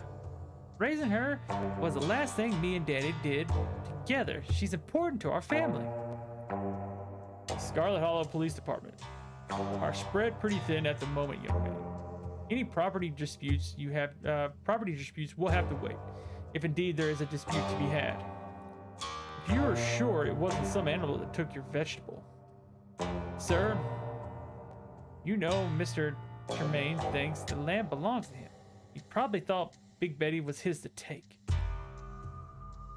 He ain't coming to his door, so all I know is he might be on his way to the state fair by now with our pumpkin. Ain't there something you can do about it? Well, what the hell happened to your face? It ain't polite to comment on someone's appearance like that, so. Ghost turned me old. yeah, I'll hit him with the ghost turned me old. What about it? What are you talking about? I've always looked like this. I don't want to talk about it. I have a condition. I freed the library from a withering spirit at great cost to myself. Ghost turned me old. I hit him with the ghost turned me old. Ghost turned me old. Ghost? Where'd you find a ghost? Don't worry about it, Bo. He might take care of things. Oh, sure, I get it. Deputy Franklin alone, man in the desk, so the whole town decides to mess with him. Ghosts aren't real, kid. Isn't that right, Miss Forsythe? Nika's eyes dart to the floor. The combos are really good in it. They got a lot of like things, and I love the snarky remarks you can do there. Like, yeah, ghost turned me old. What about it? And he's like, You too? Aren't you supposed to be the town skeptic? You don't have a better explanation for what happened to Hema? Deputy Franklin pulls out sunglasses and interestedly studies your newfound wrinkles and the streaks of white in your hair. Oh, I've got wrinkles and streaks in my hair? Jesus. Oh, I guess he's about my age now. He aged to my age. Wrinkles and gray hair, oh no. I made a deal with a ghost. No, I do not. Great, because believe me, I wouldn't be running around telling people I saw a ghost if I thought it would have been literally anything else. Hey, I remember you from yesterday. You're mayor's security guy. Doesn't this town have 3 cops? Where are the other 2 at? Stella ran off last night and still missing. Bo, did you manage to find your dad? Let's hit him with this. Yeah, the ghost made me old. He's like, huh? Bo, did you manage to find your dad? Bo's stolid expression breaks for a moment. You can almost see tears forming in his eyes, but he blinks them away. No, I ain't found him yet. Hard to stop looking, so I can stay home and guard the farm. There are more of those things every minute, it seems like. You think they'll go back to where they came from soon? I'm personally doing everything I can to send them packing. They'll leave once the coming disaster is finally struck. I know about as much as you. I'm personally doing everything I can to send them packing. That's what I'm doing. I'm letting ghosts turn me old and taking care of ditchlings. I'll do my part. I'll do my part to help. I'll kick in as many of those nasty little faces as I can. I don't know how many I can send scampering off. Seems like there's no end to those little critters. I remember you from yesterday. You're the mayor's. Yeah. Is there like more than 2 you guys? I can't hit him with it. Yeah, there it is. 3 cops. Where are the other 2 at? Haven't you heard? There's a nasty strike going on at the mines. Miss Scarlet asked us to try and bring the temperature down a bit. And I drew the short straw for being stuck at desk duty. Bring the temperature down? I'm sorry. Earl and Dennis, working for the town, Or are they working for Tabitha? I'd rather not get into that right now, Miss Forsyth. Now, is there something I can help you with? Or did you just come to the station to chit-chat? Stella. I don't know about Stella. Stella ran off last night. She's still missing. Missing person? My apologies, Mr. Calloway. But I'm going to have to handle this first. Franken pulls out a few forms from the front desk and holds them out. If one of you could fill these in, please. I can take care of that. Thank you so much for taking this seriously, Mike. I know Stella has a tendency to go off hiking trips, but this feels different. She can't be in her right mind going back into the woods after what happened to my daddy. Are you sure we can, you can't start looking right now? She wouldn't be off on her own without so many ditchlings around. Thanks for taking this seriously. Come on, there's got to be more you can do than just give us paperwork. Why did you even come here? This is pointless. Thank you for taking us seriously. I take everything seriously. Now, is there anything else I can help you with? Weird question, but are you part of a cult? I'll hit him with that cult one here in a minute. Hey, I remember you from yesterday. You're the mayor's security guy. We also met on Monday. I'm the man of many hats, and all of them give me authority over you, so you best watch yourself. Weird question, are you part of a cult? Weird question, but are you folks part of a cult? Cult? Like devil worshippers or hippies or some made-up nonsense? There's no such thing. Franklin eyes you up and down. He's about to call you something like kid before remembering... before being reminded of my condition. I got turned old. He's gonna call me a kid. He's like, never mind. He's probably older than me now. Sir. Franklin lowers his glasses. Once again, his judgmental gaze tells you he's considering whether you're fully sane. You know, we only started getting weird calls when you rolled into town. Maybe you're projecting. Maybe it's you who brought a cult to our peaceful little town. There's no cults. There's no street cable that runs. There's no secret cabal that runs the town. There is no outside influence trying to sow chaos in Scarlet Hollow of all places. Everybody calm down. So what's this? So what's all about the pumpkin? You know, what's all this about a pumpkin? Julius Thermaine stole Big Betty. I'm trying to get the police to talk to her. And I've been telling Mr. Calloway there's no way to prove who the vegetable in question belonged to. There's no documentation. It's your word against his. Calloway's and Termaines have been at this a long time. Some feud from over a century ago split the families, and they've been at it ever since. So what makes you think Julius stole it? So why is this pumpkin so valuable? Yeah, why Julius steal it here? Tell me, Bo. He's been clamming Big Betty was his since day one. On account, he thinks it was planted on his property, side of the property. He's never been good about property lines, even as Tremaine that came before him. We get our fair share of calls from Mr. Tremaine as well. Not that I'm at liberty to discuss the confidential police information. Calloways and Tremaines have been at this forever. It's practically a part of the town's foundation at this point. I was hoping we'd get a reprieve from this nonsense after what happened to Daddy, but it doesn't look like he's willing to give us any time to grieve. You know, Julius is a friend of mine. He has a lot of things. He's definitely a bit of a curmudgeon, but I've never pegged him as a thief. Huh. Django, thank you for the like. Appreciate that. I didn't know Julius ever talked to anybody. Talk is a strong word, but I like to think he has some kind of understanding. If you're related to Julius, why can't you just put your differences aside and get along? Someone's got to be the bigger man. I don't think Bo's asking you to throw Julius in jail or anything, so why can't you look into it? Classic Southern family dispute. I'm sorry for everything that happened, Bo. You want me to go over there and kick his ass for you? Yeah, listen, you're related to him. Why not just put your differences aside and get along? Someone's got to be the bigger man. That's what I told Daddy. Now Daddy's gone. And so was Big Betty, and I'm not quite feeling peaceful as usual. I suspect Mr. Tremaine feels about the same way. I don't think either of us can let bygones be bygones just yet. Not to get involved in personal family matters or anything, but this is a pretty low blow from Julius.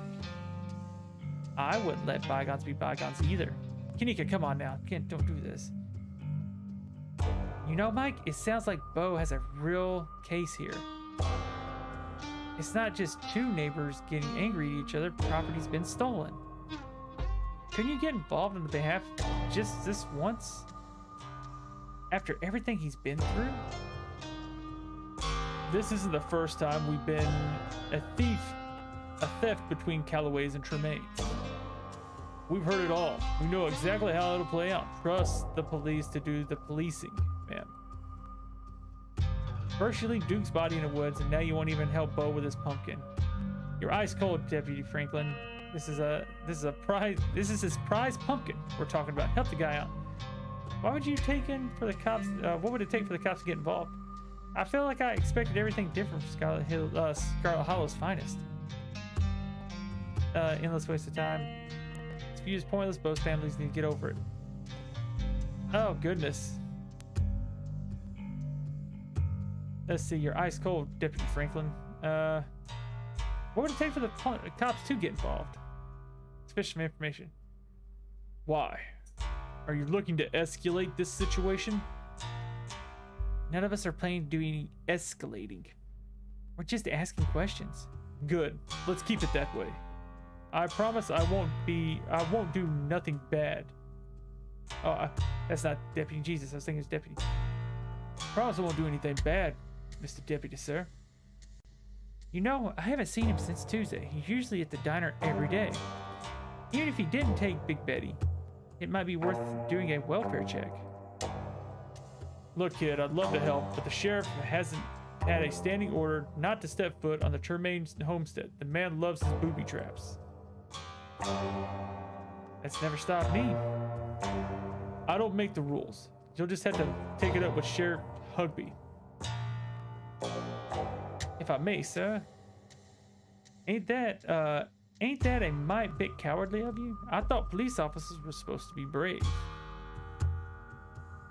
This isn't about courage, Mr. Calloway. This is about public safety. And it's about the sheriff's judgment and authority outweighing my own. Look, I've been to Julius's 100 times. I can tag along and make sure no one gets hurt. Look, I'll pass it along when he gets back. But he has his hands full right now. I can't make any promises. Looks like you're busy. We'll be on our way. Mika hands the completed forms back to Deputy Franklin. Thank you, ma'am. I'll get these filed right away. Good luck out there. I hope Miss Richmond is all right and y'all find us soon. Thanks again for taking this seriously, Deputy. I still think you might be in a cult. We'll be on our way. Silently walk. Yeah, thank you for taking it serious at least. Yeah, just doing my job. Okay, do you really think Deputy Franklin would be part of some cult that secretly runs Scarlet Hollow? That'd be wild. He takes himself way too seriously to do that sort of thing. As everyone who has lived in this town my entire life, there's no way. For one thing, cult activity like that you're describing just doesn't happen. I've done my fair share of reading on satanic picnics or so-called occultist groups.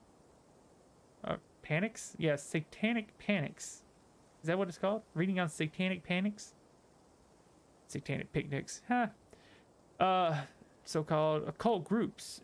And almost always totally made up. People consistently freak out about Satanism without realizing they're just a bunch of debate club nerds who listen to heavy metal.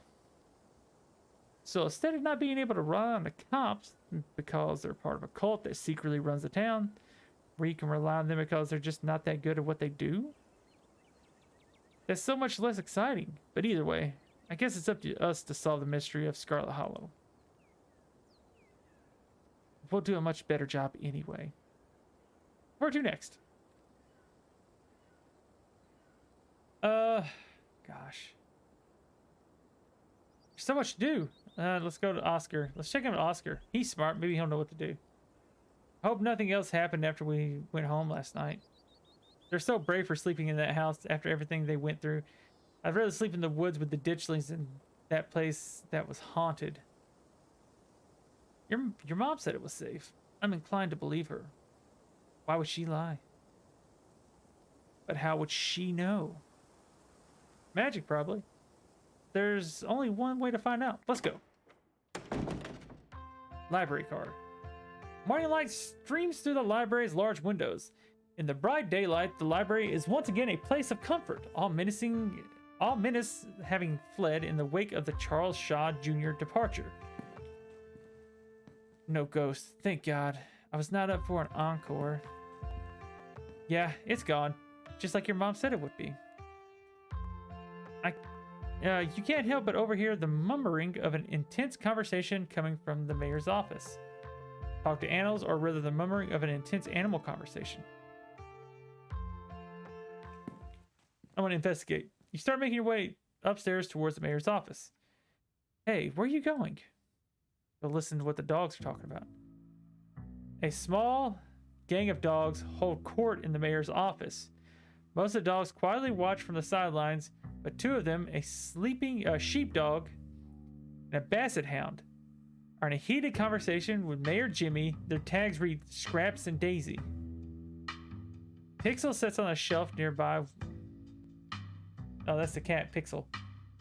Warily keeping an ear to the conversation. Sounds like you sorted all this out. I don't see what you need me to do about any of it. Sorted? Things ain't sorted until this town is safe. Now we've got the beginnings of a militia forming. There are plenty of pets out there who are still ill-informed about those things crawling out the woods. You're the mayor. They'll listen to you. You just tell them to stay inside until it's handled. Listen, Scraps buddy, I hear you. The last thing we need right now is anarchy in the streets. It's no use. I was told he'd be bullheaded. He's always bullheaded. Always a sore loser, aren't we, Daisy? Things are fine. Nobody has to worry about a thing. The mayor pulls himself away from the conversation to acknowledge you. Oh ho ho ho! I remember you. You're the one out-of-towner from yesterday, the speaker. The other dogs murmur amongst themselves for a moment and then turn to face you.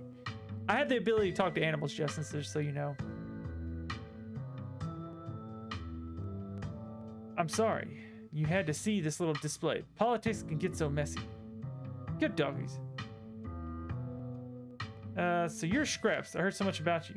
Have you seen or smelled Gretchen? She and her person are missing.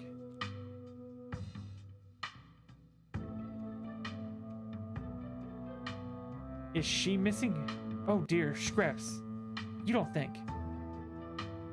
Gretchen's person would never let that happen to her. Wherever she is, I'm sure she's safe from those things. A dog like her doesn't get to be that age without a watchful human at her side. Even if she's safe. I don't like the sound of this. See, Jimmy? This is the cost of interaction. Gretchen is a pillar of our community, and she's missing. What will it take for you to finally open your eyes and do something? You wait until the rest of if you wait until you're the last dog left in Scarlet Hollow, it'll be far too late to save yourself. Yes, I get that. You're all upset. What do you expect me to do about it? Shut down the town? What about the economy? What do you even know about the economy? What do you even know what economy is, Jimmy? Are you just throwing around fancy words you've heard the humans say? Of course, I know what economy is. You know all about economyism. Oh good, because I've never understood a lick of it when the humans talk about economy. I just figured it was just a made-up word they all yell at each other when they want to stop talking. So please enlighten us. I'm not going to debate myself by playing a game of trivia. Debase myself. Not in front of the speaker. I thought so. To answer your questions, we did catch a whiff right around here, and another near the house. Haven't picked up anything around town since then. Let's hope those creatures haven't already got her. You got better, yeah. Could you help us find her? You've got better noses for this sort of thing. We'll do our best. But we didn't intend to make any more trips out into the woods, even if it's for Gretchen. But if it's for Gretchen, we'll take the risk. She's a well-liked dog in these parts. We've been around longer than any of us. It'd be a blow to have the community for her to fall victim to those monstrosities. You're Scraps. I've heard much about you. Gretchen really admires you, Scraps. Oh, she flattered me so. It's nothing special, just another dog. But all the more reason to go after her before it's too late. Don't be so modest, Scraps. You're the kind of dog other dogs listen to. It's a damn shame the humans are so charmed by that charlatan. I'm right here, Daisy. I'm well aware. You think so high and mighty, don't you? Just because you can sit and stay the best, as if obedience is the best quality in a leader. Mr. Mayor, would you listen to Daisy and Scraps on this one? There won't be any anarchy in the streets. Don't worry if every animal in town is taken by the ditchlings. The mayor is right. Anarchy in the streets won't do anybody any good. I'll take care of the ditchlings. Just give me a few days. There must be some way everyone can work together. Panic in the streets would lead to bad for everyone. But we can't just do anything about it. Can't do anything about the ditchlings. That's probably the best one to say. Let's go with this. I like the bottom one. Let's see. There must be some way everyone can work together. Panic in the streets would be bad for everyone. But we can't just not do anything about ditchlings. I don't think there's much compromising here. The mayor is either in or he's out. It sounds to me like he's out. I told you this would be a waste of time, Scraps. And I should have listened to you. Shall we? Let's go, shall we? Excellent. Office hours have officially over. Do close the door behind you. I'm overdue for my appointment with a nap. You and the dogs exit the mayor's office and close the door behind you. Then quickly turn a corner and vanish from your line of sight. You find Kanika and Avery waiting for you in the lobby. I took a peek in there. You just had a full-on conversation with those dogs. It is so weird when you do that. Does this sort of thing happen a lot with Hema? Yeah, takes some getting used to. After last night, it takes a whole lot more than Hema having a conversation with a gang of dogs that faze me. I guess Oscar might be in the back. I know that's where I'd be if I finally managed to unhaunt my house. I've always been surprised how unsupervised this place is. Sometimes I feel like anyone can just walk in and do whatever they want. Like what, steal books? I mean, they could, right? I'm not saying anyone would. I'm just saying that people in this town trust each other a lot. It's nice. Let's go find Oscar. My pet meeting, I love it. You make your way back towards the annex. It feels strange to be back here in the light of day, as if the events of the previous evening were all a terrible dream. This hallway really takes me back. It feels like only yesterday that we were here, blissfully unaware of our entire lives. We're here to change forever. It was only yesterday. I know. Kanika knocks on the door. Oh, good morning. It's so good to see you all. Hema. He takes in the sight of you standing in the bright corridor. His expression changes subtly, his eyebrows curving upwards with a tinge of guilt upon seeing you at his door. I hope you're doing well this morning. Please, come on in. You have no idea how good it felt to sleep in our own house last night. Though I suppose I didn't do too much sleeping. I mostly sat and stared at the hatch all night. Nothing happened, but the idea that something could happen was more than enough to keep me wide awake. So what brings you here? Stella's been missing since last night. I've been trying to figure out if anyone's seen her. she hasn't gotten in touch with any of you. I'm starting to freak out a little. I really care about her and she's just gone. Yeah, let's go with that. That's not good. I haven't seen her since she ran off last night. God, I feel like this is all my fault. I should have done a better job warning her. Stella was practically banging down your door trying to get evidence of ghosts. I don't think you're going to be able to stop her. There was no way you could have known how she reacted when she found it. That's true. I didn't even think she knew how she reacted. And besides, you didn't know how bad it was gonna get. You can't blame yourself for everything, man. I know you probably feel like it's your responsibility to make sure everyone around you is okay, but sometimes that's just not responsible. You're only one guy. Now I'm really starting to worry. It sounds like no one in town has seen her. That doesn't mean something bad happened, but it doesn't exactly sound like it's all sunshine and roses for her either. Sorry I couldn't be more helpful, especially after everything y'all done for us. I know time is of the essence right now. While you're here, I wanted to let you know I've determined what to do. I've determined to do whatever I can to help investigate what's happening in our town. I was hoping we could compare notes. It might help me narrow down where I could start my research. As far as I'm aware, there is nothing paranormal in Scarlet Hollow before recently. Now here we are, suddenly surrounded by weird goblin creatures in the woods and plagued by angry ghosts. You think there was an inciting event, right? I do. That's my thought too. I was never like this in the holler before. Something must have happened that kicked off this magic stuff.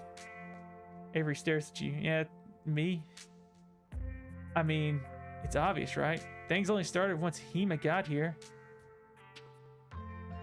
You're not wrong. Exactly. If there's a catalyst to all this, why wouldn't it be lost Scarlet family coming home to Scarlet Hollow? If I may, Hema getting into town isn't the only major event that's happened lately. Pearl Ann died over a week ago. Those creatures in the woods were already reproducing by the time he got to town. Not to mention, I started seeing things in our house before Pearl Ann passed. I never thought to make a note of exactly when the spirit made itself known. If there's a root cause for all this, hopefully there's a way to put the genie back in its bottle. I'm going to do my best to find out what happened, whatever been any similar events, or whether there's anything special about Scarlet Hollow that might explain what happened. We'll fill you in on whatever we know. At least we have some place to start. Are we sure the ghost is really gone? I've been finding these weird stone seals. I wonder if anybody could work.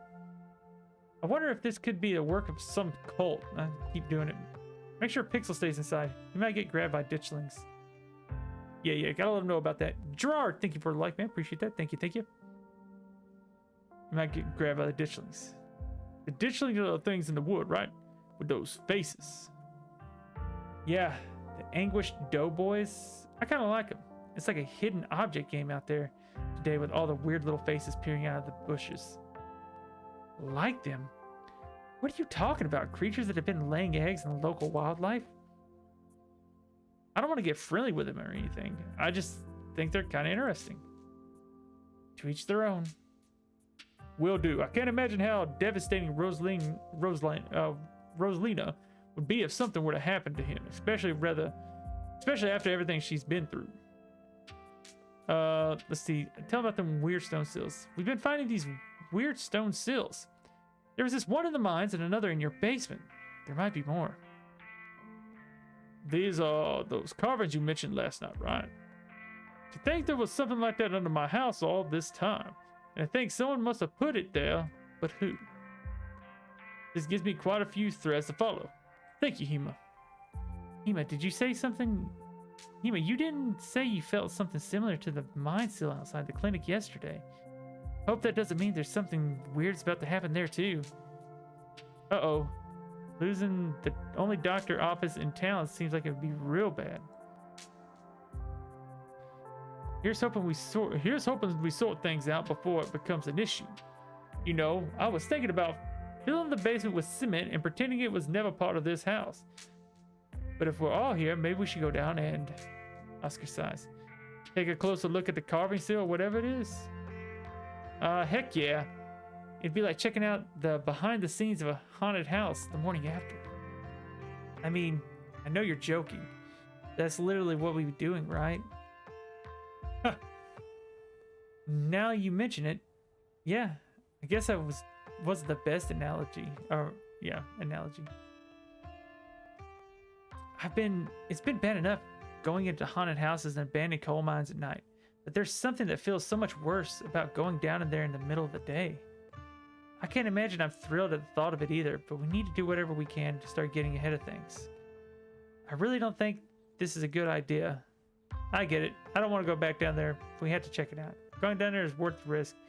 We've been seeing ditchlings in broad daylight. I don't think they have the luxury of turning down clues. Let's go, Oscar. Conquer your fears. Hell no, ghost or no. There's still a 100-year-old corpse down there that was murdered by me, by my meemaw. Never open that hatch again. Yeah, but my meemaw. Let's see. Even if there's a ghost is gone, the carving still might be able to do something to us. We should leave it. I don't think dig around the basement. We're still on a Stella quest. I get it. I don't want to go back there, but we have to check it out. Yeah. Check it out. Are we sure there's nothing will happen if we open the hatch again? Hema, I don't know how many more years you can spare. You can't just spend the rest of your life worrying what a room in your house might be a gateway to a ghost dimension. It'll be better just to clear out the demons and make sure this, make that space your own. Besides, the thing is gone. We don't have a second guess ourselves. You're right. I told myself I'd stop letting my fears get the best of me. I'm going to hold myself to that. So let's head on down there. Oscar leads you back to the familiar hallway to Rosalina's room. Oh, hey, Dad. What are you all doing in here? I'm going into the basement, Rosa.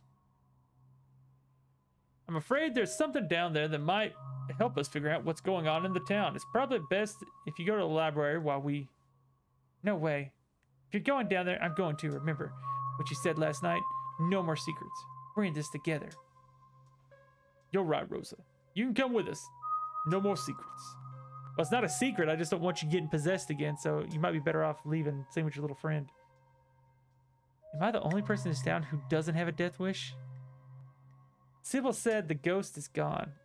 I really don't think there's anything to be afraid of down there anymore. Just give me a moment to move all this out of the way. Oscar gets to work moving furniture from the trapdoor. His broad shoulders making quick work of it. Before you and your companions know it, you find yourselves transfixed on the trapdoor. I don't want to go back down there. It's okay, Alexis. You don't have to come with us. We can stay up here together while everyone else goes down there. Oscar opens the hatch with a menacing creak. Everybody's heart skips a beat, though Avery's might have skipped a beat out of excitement rather than fear. Avery's like, "Ooh, we're doing this again, huh?" But none of you are swept up to the Ghost's Nightmare puppet show. The sun continues to shine. The birds continue to sing outside Rosalina's window. See, nothing to be worried about. The slight tremor in his voice tells you he's mostly saying that to himself. Shall we? If you're sure you want to do this, I won't stop you, but I don't like the vibes I'm getting from that pit. Listen. Okay. You descend the basement stairs. You find yourself in the same cold, unfinished place you were in last night. You can't shake an oppressive feeling, but whether that feeling is driven more by the trauma of the past night or something more tangible, you're unsure. Well, I guess whatever we're looking for is in that pit. I guess I should take a look. Oscar walks up to the burial site, eyes widening as he peers inside. Oscar, let's see, stare into the pit. The internally screaming remains of Charles Shaw Jr. are exactly where you left them last night, staring up at you from empty sockets. The carved lines beneath him, the heavy cold stone acting as his coffin. Kenai, its style is more than just similar to the carvings in the mine. Both stones were carved by the same artist. Charlie. Whoa, cool. Dang, Charlie. Hima's grandma really did a number on you. Nobody touch it. I have to call Dr. Kelly about this. We should put this body to rest, right? That's how these things usually go. At least in the movies. And hey, we disturbed his body and he hasn't come back for a sequel. Confirmation that he's gone for good, right? I think so. That's gotta make it a lot easier to sleep tonight. Does that mean you'll let me sleep in my actual bed? Whoa, whoa. Let's give it one more night. I still don't know how I feel about you sleeping on top of that rock. What do you think? Wolves encircling a goat. It's a start. But what's on the carving in the mines? A circle of arms bound up in chains. Stella took a photo of it. Not that it's helpful right now, but maybe once we find her, she can send it to you. Interesting. I'm sure that description will be more than enough to get started. Can Alexis and I help? I want to know why someone would put this creepy stuff under my room. Sure, you can help. We should destroy this thing. I think I've seen enough. You can look at the carving on your own. I'm done with this place. Yeah, I think I've seen enough. Time to go. Yes, let's go back upstairs. Now that I know what's safe down here, I'll come back on my own time to do more thorough examination. Yeah, I guess. You and the others make your way back up to Rosalina's room. As soon as you're all in one place, Oscar closes the trapdoor and moves the pile of furniture back in place. So, did y'all get possessed or cursed or anything? No, but we did see a dead body. Close enough. Glad I stayed put. Alexis, you want to see a picture of it? Ew, okay. I'm not sure that's appropriate. Alexis's parents might not approve of you showing her daughter pictures of dead people. They let her watch all kinds of scary movies, Dad. It's fine. Maybe she can help with the investigation, too. Yeah, it's totally okay, Mr. Whatever his last name is. I don't want to see it in person, but I do want to see it. Before Oscar has a chance to get another word in, Rosalina's already pulled up the picture on her phone. Whoa, I can't believe you're going to sleep in here. You're so brave. Oscar sighs. I'll be back to check on you two in a minute. I've got a couple of things to finish up with these folks. When did she take a picture of it? I didn't even pay attention. You, Kanika, and Avery follow Oscar back to the living room. So I have one more. I have more than enough to get started with my research now. But is there anything else I should know about? I wonder if this could work some kind of cult. I think there's something in the clinic. Yeah. I think there's something in the clinic. There was this door yesterday. I could feel something pulling me towards it. Right. I almost forgot after everything that happened yesterday. You said there was something that reminded you of the mines, right? I see. I'll dig up what I can on the clinic. There's probably a lot of history here. I wouldn't be surprised if there's something haunting that place as well. You have a friend that lives there, right? Maybe you should tell him that something bad might happen in his house. He might want to stay someplace else for now, if the last few nights are any indication. Yeah, I can shoot Reese a warning text. I don't know if his mom will let him leave. She's got an iron grip on the poor dude. She's probably even more skeptic than I was. Tammy, thank you for the like. Appreciate that. I need to get Reese out there before something bad happens to him. Reese mentioned movie night, right? Perfect cover for an investigation. We should investigate the clinic. I'm sure Reese will be fine. I'm gonna break into the clinic and see what I find. We need to get Reese out there. Yeah. Yeah, movie night. Reese mentioned a movie night, right? It's a perfect cover for an investigation. Who knows if that would fly with Dr. Kelly, though. After last night, I'm pretty sure she's not going to let us anywhere near her house. She's the only doctor in town. She can't just ban people from the clinic, right? I don't think so, but hopefully nobody gets sick or hurt to justify a visit over the next couple of days. If we're going to stream there for a second, see if I dropped stream there for a second. Maybe I did. Can't tell. I think I did just for a second. So we're good. We're good. I think we're reconnected. Let me see if everything came back up. Yeah, we good. We good. We good. There we go. My stuff kind of skipped a little bit there. Okay, back at it. It's not that I don't think we should figure out what's going on in here. It's just need to be cautious about what we do next. We don't want anyone to get attacked or possessed by any more ghosts, even if it is to help a friend. I don't know if we have time to play it safe. Just give me a day or two, some research before we do anything rash, okay? Oh, that's Dick. I thought it was her. Just give me a day or two of some research before we do anything rash, okay? Vernon, let's see. Looks like we got something to work on now. It sounds like you've got something to work on. We should get back to looking for Stella. Yeah. Looks like you got something to work on. We should get back to looking for Stella. I do. Thanks for the lead, Hema. See you around, Oscar. Let us know what you find. I will. I will. So, that's Oscar. Any other leads? Before you suggest the next move, you start to feel woozy spots from the corner of your vision.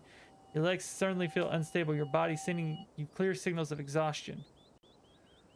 Then it passes. Still, it probably won't be long if your body needs a chance to rest. You should, let's go to, let's check out the diner. We should go to the mines. We should go to the church. Oof.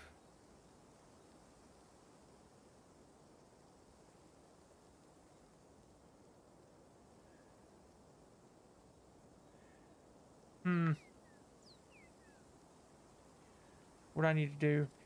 So choose my next move wisely. Go to the diner. I can go to the mines. We should check out the church. I'm supposed to get tea with your mom today. Maybe she'll have some ideas. Let's go to the church. Church, why? I see what you're thinking. Stella was confronted with evidence of the afterlife, so she might try to getting into all that religious stuff. It's worth checking out. I think we're barking up the wrong tree here. Or the wrong tree. I guess you're right. There's no point in not being thorough. I guess I wouldn't mind stocking up some holy water while we're there too. Seems like a good idea to cover all our bases at this point.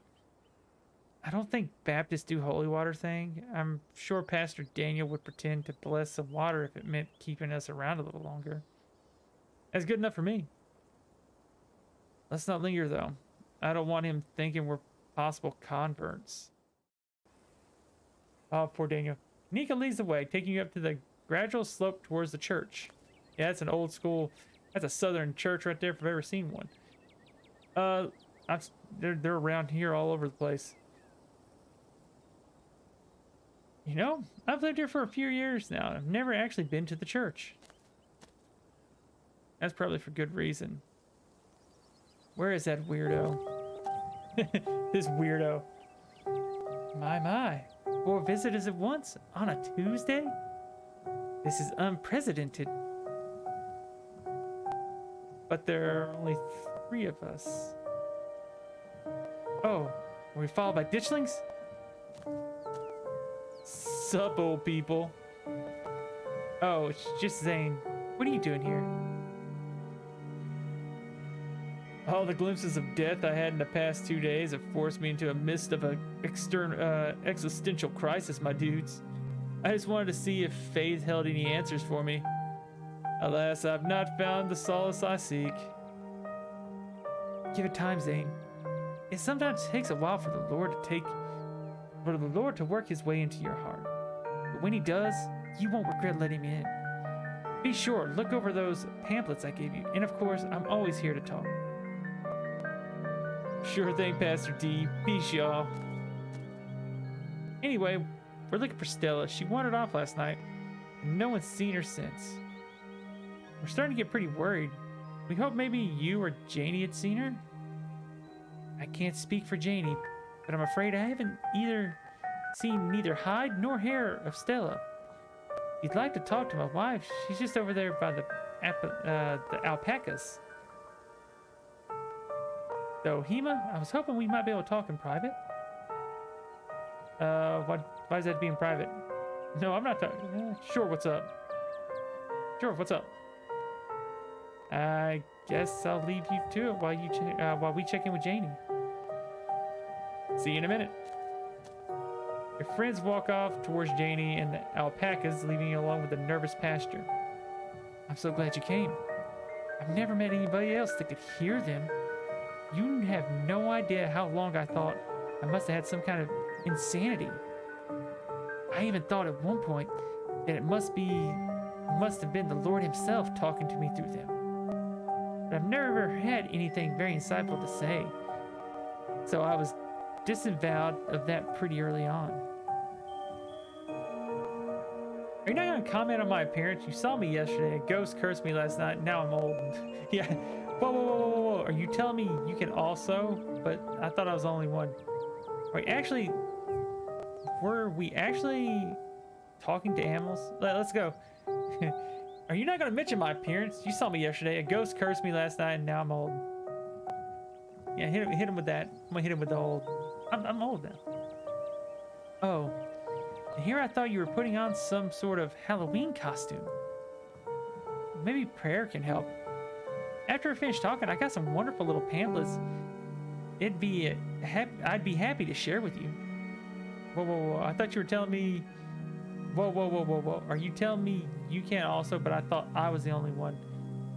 Are you sure we're actually talking to animals? Have we been cursed? Why do we suffer this fate? Have you met Fufu, Gretchen, and Pixel? I can't express how much of a relief it is to finally meet someone like me. Have you met Fufu, Gretchen, Pixel? Of course I have. But I've learned early on in life not to let on that I have this gift, at least while other humans are around. So I haven't spoken with any of them.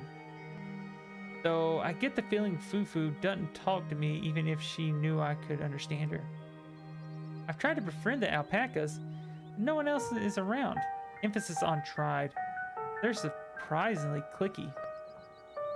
Alpacas don't let people into their herd. Humans? Ha! You don't get in the herd. Maybe they just don't like Pastor Daniel. They seem to like Janie. Look at them all around. Besides that, I try to maintain a low profile, only chatting with the wildlife when I'm sure no one is looking. I can't express what a relief. I hope you don't think the two of us are sharing the gift means we're friends. I hope you know that this means the two of us are bonded for life, best friends. Nobody else understands what it's like to be us. Does Janie know? Great, the one person I share my talent with is a religious weirdo. Let's hit him with, I can't express how much of a relief it is to finally meet someone else like me. I'll hit him with that. Likewise.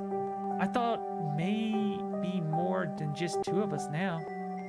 I have my suspicions that Tulip might have inherited the gift. But I have had some particularly nasty rats in the church lately. She said some things that have led me to believe she might be able to understand them.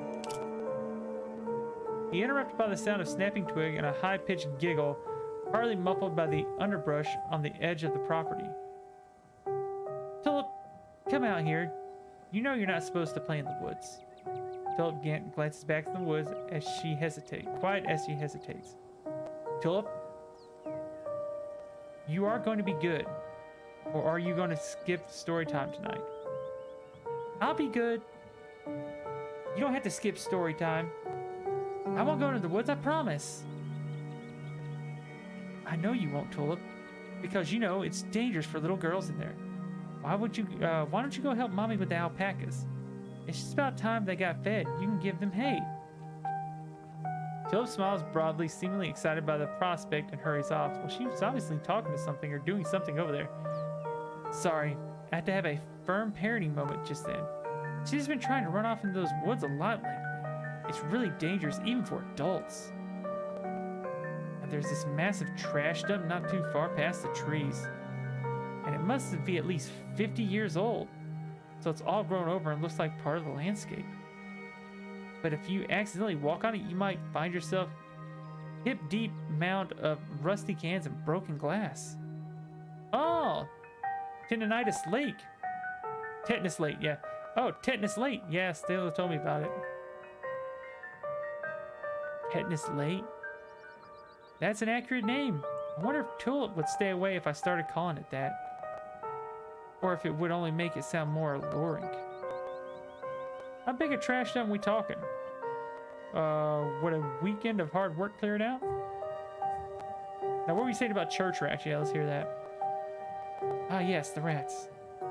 So you and I are used to the sort of chatter we hear from wildlife. There's usually nothing needs to be paid attention to. These rats, there's something so sinister about them. They must have a huge judging by the sound of them scurrying around in there. Tulip has never shown evidence of the ability before.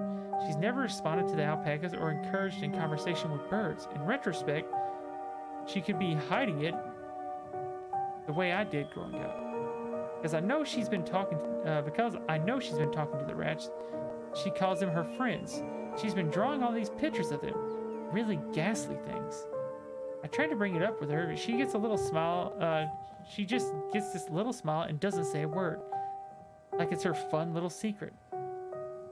It's all innocent enough in the grand scheme of things, but I'm pretty sure they live out in that trash heap, and ever since she started talking about them, her friends have been trying to sneak out there. I'm concerned she's going to hurt or catch some kind of disease. What have they been saying? That's the real question. What have these rats been saying? What have they been saying? Well, they try to goat me into crying or become depressed. They watch me through the unseen holes and make fun of me and try to figure out how to press my buttons. It's annoying, but easy enough to block out, especially when I'm praying. I don't think they're a good influence on Tulip, though. She's gotten quiet and secretive ever since she started talking to them. I'd hate to think they're what they say to her when I'm not around to hear. Have you actually seen them? No, but I don't need to.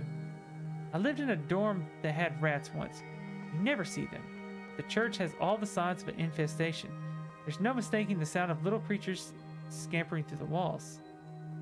I've left out some humane rat traps, but they're too smart for them. All it's done is waste peanut butter. Wasting peanut butter. Well, that sucks.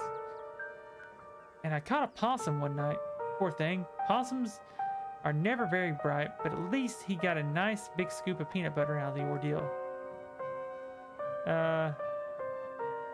Are you sure they're rats? I think so. Pastor shifts uncomfortably for a moment. I hope so. Has Janie heard them? She's not in the church very often. She's usually in town doing her jobs. Until late, and we spend our evenings in the house. Just me and Tulip all day long. Janie knows Tulip has made some strange little friends, but she thinks it's an imagination game. I was hoping I'd sort out the rat issue before she gets suspicious. They're persistent, so I may have to hire an exterminator if I can get the money for one. I hope it doesn't have to come to that. This is really creepy, dude. Have you tried befriending them? Maybe Tulip's onto something. There's anything I can do to help. Maybe I could try talking to them. I should talk to Tulip more about the gift. I'm sure both of us could use some guidance growing up. You could talk to Tulip about the gift. Yeah, that's probably a good one. Guidance growing up. You're right. I grew up with this ability. If anyone can help her understand not to engage with evil little creatures like the rats that were eating God's house from the inside out, it's me. I can handle this. Of course, out of the corner of your eye, you see Kanika and Avery walking back to the two of you. They must have finished talking to Janie. Janie hasn't seen Stella either, so we better get going. Thanks for suggesting we head up here, Hema. We got to feed the alpacas. They were so cute and soft. It was awesome. And Janie says she'll come by at the diner with cookies for the miners. And a few extra for me, of course. She's so nice. She even offered to bring me some since I was feeling under the weather. I hope your talk with the pastor went well. Yes, we had a great conversation. I appreciate you all for stopping by, even if it was wasn't under the best circumstances. I'll let you be on your way. I like how Tulip and Janie are down there watching. And I hope Stella turns up soon. I'll put up some good prayers with the big man for her. Alright, thanks, see ya. Kanika and Avery stare back down the path to the town and you follow. So what now? You seem pretty insistent on talking to you alone. Did he say anything weird, did he? Nosy, aren't you? Let the man have his privacy. He can also talk to animals. He just wanted to discuss it with me. Everyone in town is so mean to him. He's a nice guy. Tulip's apparently made some weird imaginary friends. We want to check that out later this week. He can also talk to animals. He wanted to discuss it with me. I can't believe that of all the people in the world you have this shared shared that ability with, you wound up stuck with Pastor Daniel. Let's not get too distracted until we find Stella, though. Where to next? You consider your next move, but your vision blurs again. This time it's persistent. And the weakness in your knees returns. Your ears fill with static. You can feel yourself swaying, unable to control your body. It seems the toll of the pact you made on last night is finally catching up with you. Whoa, you don't look good. Your body crumbles to the ground. Oh shit, the general store is just around the corner. Let's get you inside. Bells of the general store jingle welcomely as you and your companions drag across the threshold. You can faintly make out the unintelligible mumbling of what must be voices, and then you fade out once again. I guess I'm going to... Yep, there she is. You come to in a chair in the tea room. Sybil sits across from you. A gentle smile of relief washes over her face as you regain consciousness. It's dark here, the sunlight filtering through the heavy curtains, weak and watery, partially supplemented by the bright grow lights over the plant in the corner. Welcome back. It's just the two of us now, I'm afraid. Avery had to go help out at the diner, and Kanika is getting some much-needed bed rest upstairs. I went ahead and made some tea, dear. It should help a bit with your condition. Your eyes drift to the cup of freshly brewed tea in front of you. It smells light and citrusy. Okay, I was like, citrusy, with undertones of decaying earth. It's the same tea you sampled with Avery at the diner on Tuesday. Don't expect it to change your gray hairs back, but at the very least, it should make it easier for your mind and spirit to adjust to some of the physical changes you've gone through. Hopefully, you'll be a little less exhausted and some little less prone to passing out. And when you're finished, you can use the leaves for reading. On the house, of course. Until then, why don't we just chat? Sip your tea. How did you wind up in Scarlet Hollow? The other day you promised to tell me what was it? Unsavory tales of my mom's youth. Yeah, let's learn a bit about our parent, our mother. The other day you promised to tell me what was it? Unsavory tales of my mom's youth. I most certainly did. Though I might be exaggerating a bit for dramatic effect. I'm prone to do that. In a town this size, you get to know everybody no matter the age difference might be. Vivian was a little younger than me, which meant I always had a certain older sister instinct about her. Her family wasn't good to her. Pearl Ann was a lot like your great-great-grandmother, Edwardine, which is to say, she was not a very kind woman. Similar to Tabitha, but with more social grace and considerably more hatred for her fellow man. But your mother wasn't a streaking violet either. She was just as stubborn as any other Scarlet, so her family choosing her as a punching bag made her in quite the rebel. Why were Pearl Ann and my mom raised by Edward Dean? What happened to their mother? Yeah, there we go. Let's ask about that. Their entry into this world was violent, I'm afraid. Their mother was young, too young to be pregnant, especially with twins. She didn't survive the labor. What do you know about my grandmother? I feel like I know a lot about the woman in my... I feel like I know about the women of my family, but what about the men? Did they even exist? Yeah, let's ask about that. I suppose they haven't been very noteworthy since Edward Dean took over the mines. Her husband died a long time ago, and to be quite honest, I can't recall his name. Might have been Stuart, or something just as forgettable. What Vivian said, her father had some teenage fling that ended once your grandmother found out she was pregnant. I'm fairly certain it was similar for Vivian, though she was much older, and I believe she was the one who ended it with what with skipping town and all. What do you know about my grandma? I'm afraid there isn't much I can tell you. I think there were two in that generation. The eldest died when the girls were still children. Edward Dean never spoke much about them, nor did your mother. What happened to my mom when she found out she was pregnant? What happened to my mom when she found out she was pregnant? She came to me for advice. She was distraught. It was like she'd been handed a death sentence. Maybe it was fear from what happened to her own mother. Maybe it was something else. But she seemed convinced she was in danger. Tabitha had already been born by then, of course, but she was born in wedlock, so I assume your mother's words had something to do with religion. So the Scarlets weren't particularly religious as far as I knew. The way Vivian was the night she came to me, it stuck in my mind. It always had me wondering what was about your family that made her panic so much at the thought of having a baby. Sip my tea. Tea reading. You take the tea, sipping it delicately. The citrus smell is fleeting, quickly replaced by the earthiness at its core, like you've been taking a mouthful of dirt. But the aftertaste combined with the two flavors to something soothing and medicinal, and you find yourself feeling more comfortable, your muscles relaxing for the first time in days. Quit yanking me around. You have something to tell me? Just come out and say it. What's with all the mystery and ritual? If you have something to tell me, just out with it and say it. What's up with all the mystery and ritual? If you have something to tell me, just come out and say it. Let's hit her with it. You'll need your tea leaves first. I have pieces of the puzzle, but the tea leaves should help give me the full picture. Finish the tea.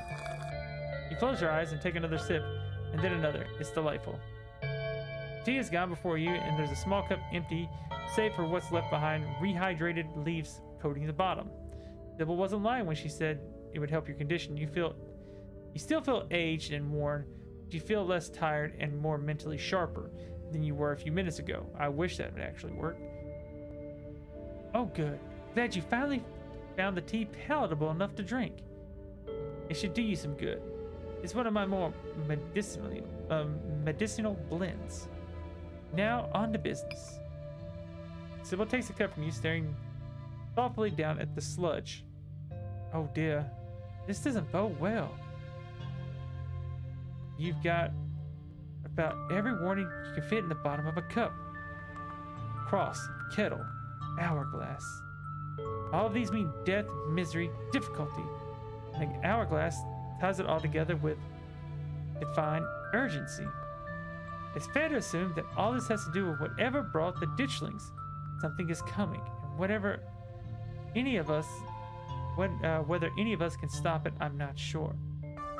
But we may at least, very least, be able to figure out what it is. There's a central figure here, a cat, an enemy lurking in plain sight. Oh, the cat's gotta be Pixel. Maybe it's food for one of those two cats. Cat could be Tabitha, cat could be Wayne, could be Stella, could be Kanika, could be Oscar, could be Reese, could be Avery. That could be Dr. Kelly. She's been nothing but a hostile ever since I met her. cat could be Dustin. He's a possum who lives in my dresser. And I try to talk to him every day, but I hear his wisdom. Talk to him every day to hear his wisdom and help with his troubles. It would break my heart if he's a traitor. The cat could be Daniel Pastor. How do I know you're not the cat? I could hit him with the Dustin. Oh, the cat? That's got to be Pixel. Or maybe it's Fufuru. Those are the only two cats I know. Dear, the cat isn't literally a cat.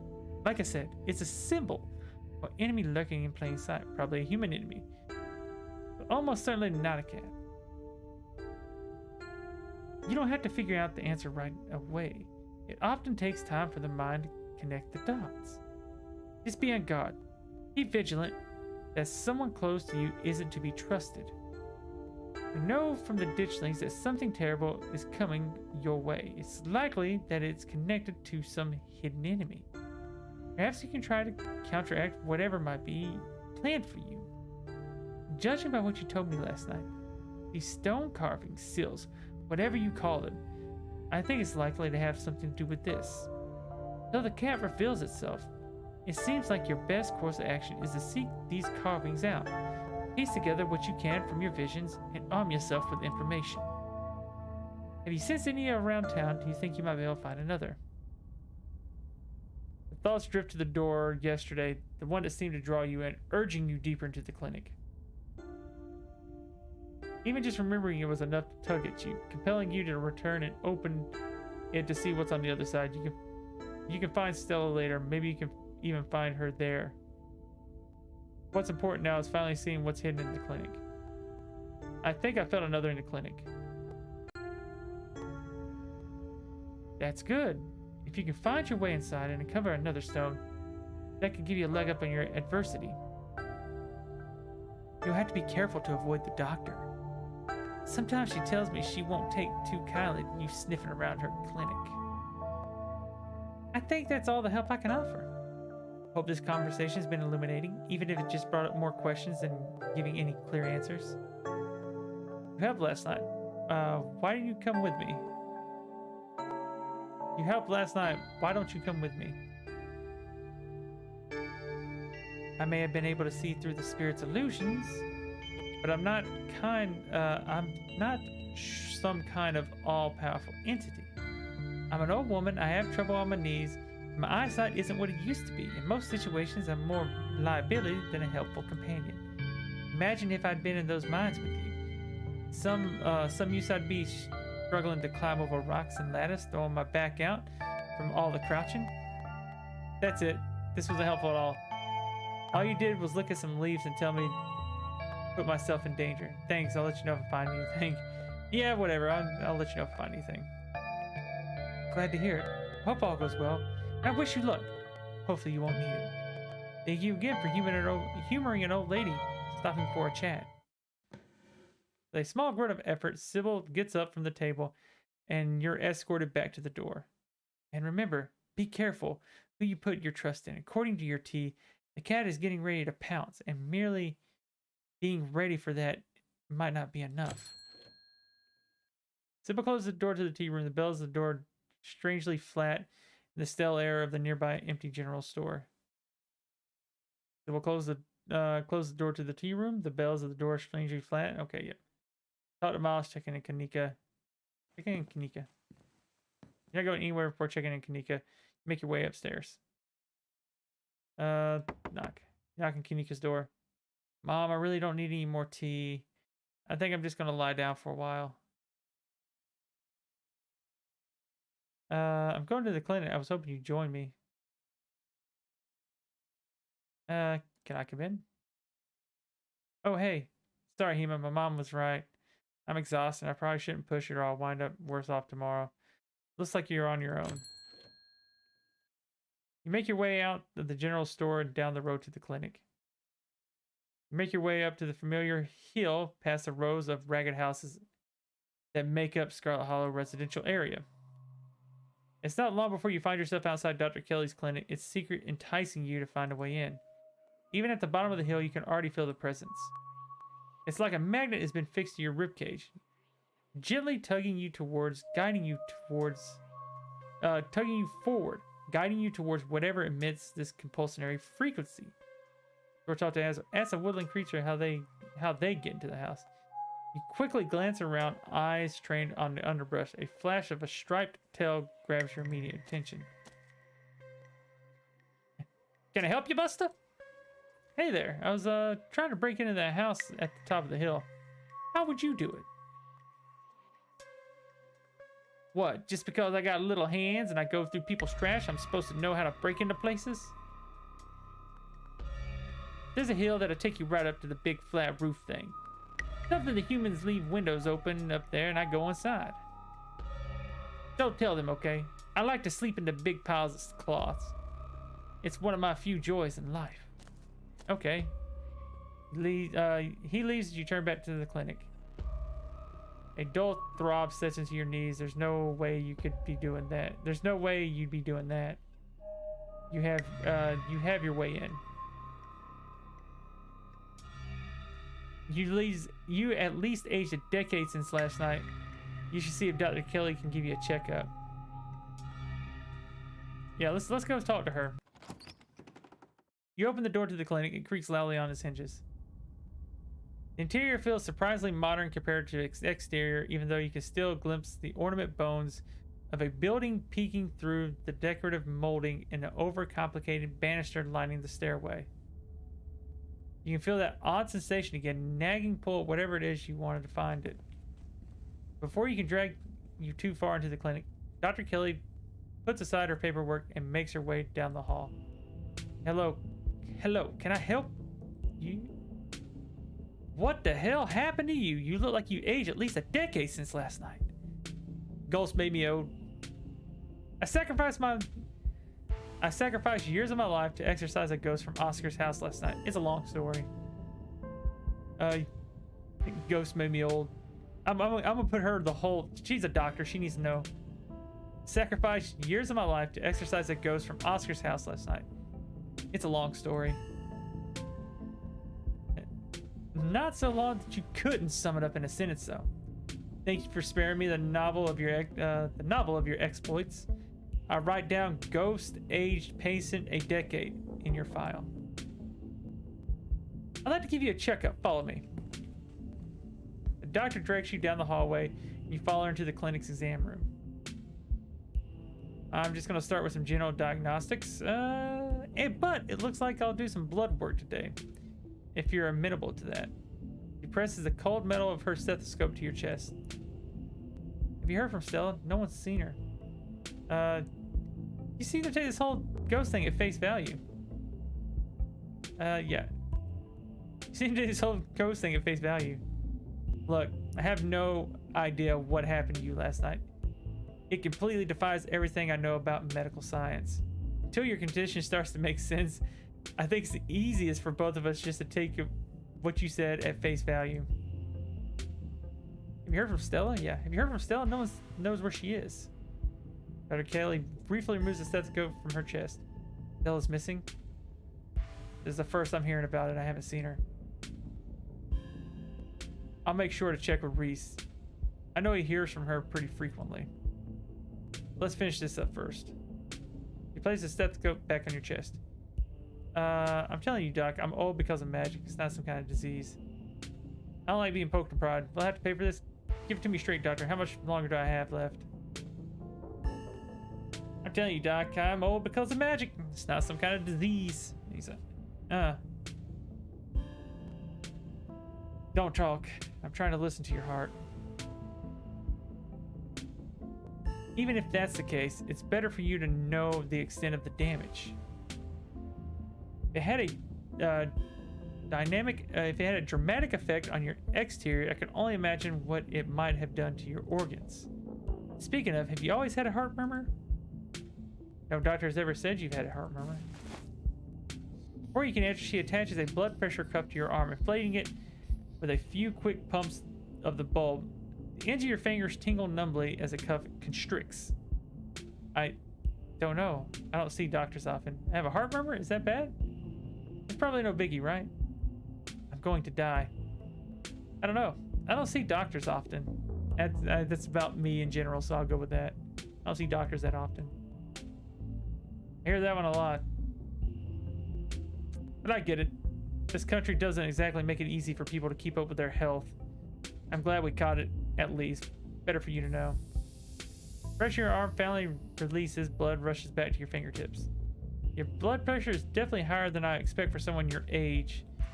It's not in what I would call a safe range, but it can be managed. Let me know if you feel any pain. The doctor leans over you, using her forefingers to prod your abdomen. She steadies you with a gentle hand on your shoulder. I'm interested in your thoughts on folks around town. You have something against me. When I first showed up, you were kind of scary. And you still are. Let's see. How are my abs looking? Not bad, right? Flirt with her a little bit. I'm interested in your thoughts on people around town. Well, we really don't need to do the small talk. Did you know my mom well? Small talk, it is then. I did. We were friends growing up. She was sarcastic but nice. I liked that about her. A hell of a lot more pleasant to be around than her sister. What did you think of Pearl Ann? Vivian and I used to joke that she was the evil twin. Though, I'm not sure you can call it a joke if it's just true. Sorry, I shouldn't really speak ill of the dead. What do you know? How do you know Sybil? Do you know Sybil well? The doctor stiffens at the question. Of course she doesn't like Sybil. Dr. Kelly doesn't seem type to get along with anyone. I know her well as anybody else. She's had another resident of Scarlet Hollow who really doesn't come to see me often, but she has her own idea of health. She seems to think drinking a gallon of tea a day will grant her immortality. I'm sure I'll be seeing more of her when she realizes that's not the case. Do you know anything about my family? History of my family? Of course I do. Folks around here learn all the important myths about your family. The whole bootstraps thing with Silas, the founding of the town by the mighty Andrew J. Scarlet, and of course the big collapse and the evil Charles Shaw, who get all the blame. Your family is a big deal in this town, of course. I know about them, only as much as everyone else though. I'm not really into local history. Let's hit him with, you have something against me? When I first showed up, you were kind of scary. You still are. Doctor sighs and you feel the jabs of your torso get a little softer. Yeah, people tell me that. I'm a bruisey kind of person. It's just part of who I am. I don't mean to come off as rude. Plus Stella and Kanika showing up with you in tow meant that I have to be a tough parent and turn you all away. I hate having to do that. It's probably made me more pricklier than I needed to be. But in my defense, I'm just being protective. Reese's health is at a different point and probably will be for the rest of his life. I mean, I have to be more strict than I'd like. But I'm sorry. I let that impact the way I've spoken to you, and I'll try to be more thoughtful. Let's see.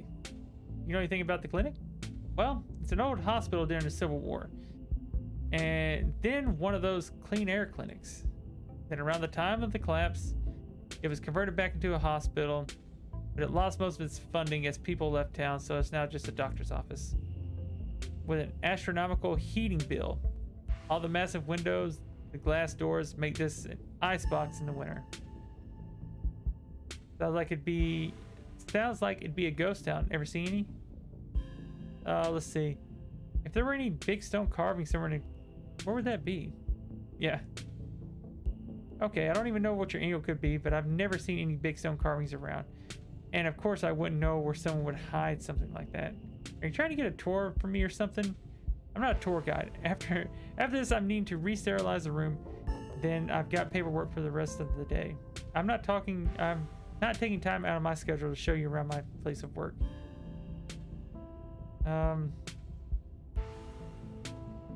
Change the subject. Have you noticed any ditchlings yet? Maybe I've seen some weird things outside the windows. I don't know what they are. I won't jump to any conclusions, but there's definitely some weird stuff going on around town that defies logic. You're proof of that enough. How's my abs looking? Not bad, right? I can't say that I noticed. I'm just palpitating you for fun.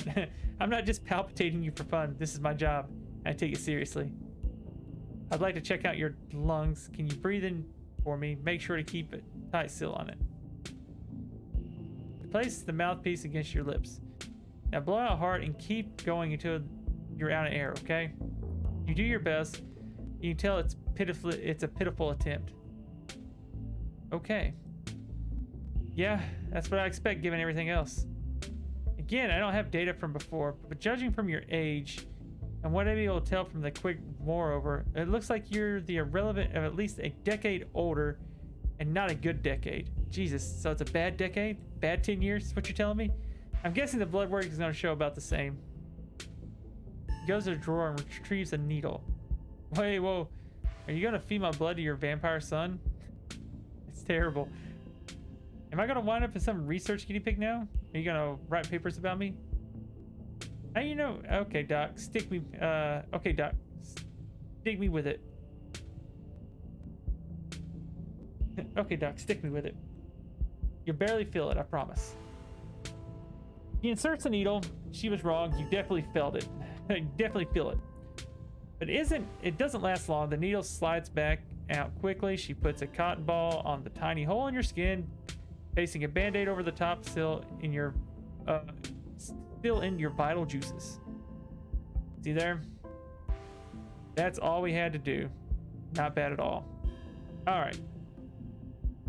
All we can do, that's all we can do for now. I'll make sure to notify you when we get the results. I'll send them to your GP. You have a regular doctor back home, right? I don't have health insurance. I don't trust doctors.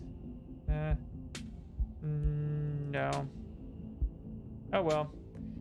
You want to get one of those soon. Considering what happened to you, you should be getting regular checkups from now on. Out if you're one of some preventable illness sneaking up on you. You're free to go. You know how to find the door.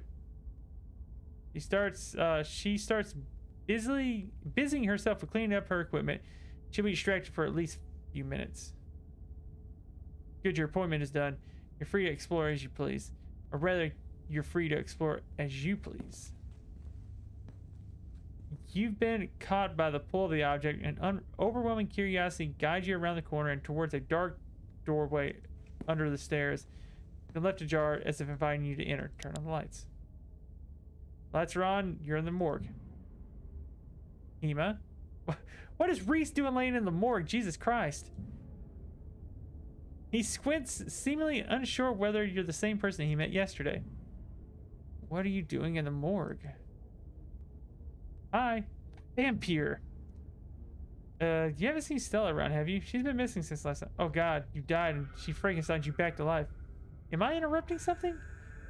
Okay, I have to ask. Are you human? She killed you? What are you doing sleeping in the morgue? I'm just gonna pretend I never saw this. Am I interrupting something?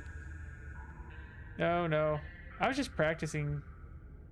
Guess sometimes I come down here to rehearse. Not gonna lie. It's kind of weird, dude. I see being among the dead brings you comfort. Rehearse, you say? Yeah. Rehearse, you say? Good one. His words seem distant to you, but the tugging is strong down here. You almost feel yourself slipping into a trance. Your eyes wander to the back wall of the morgue. You need to see what's back there. Follow the pull. You touch the wall. It feels disappointingly solid under your palms. Hey, are you okay? You feel Reese's hand gently shake your shoulder for a moment. The thing on the other side of the wall, blank wall, loosens its pull on you. You kind of look possessed for a second there. You good? You make him understand. Why wall? Need see thing, but wall standing in the way. Let me inside. There's some kind of magic shit going on, man, but it's telling me I need to get behind that wall. I need to get behind that wall. There's a stone carving on the other side of the wall. I need to see it. Yeah, there's some magic shit going on, man. But it's telling me I need to get behind that wall. Reese glances back at the wall. You're really serious, aren't you?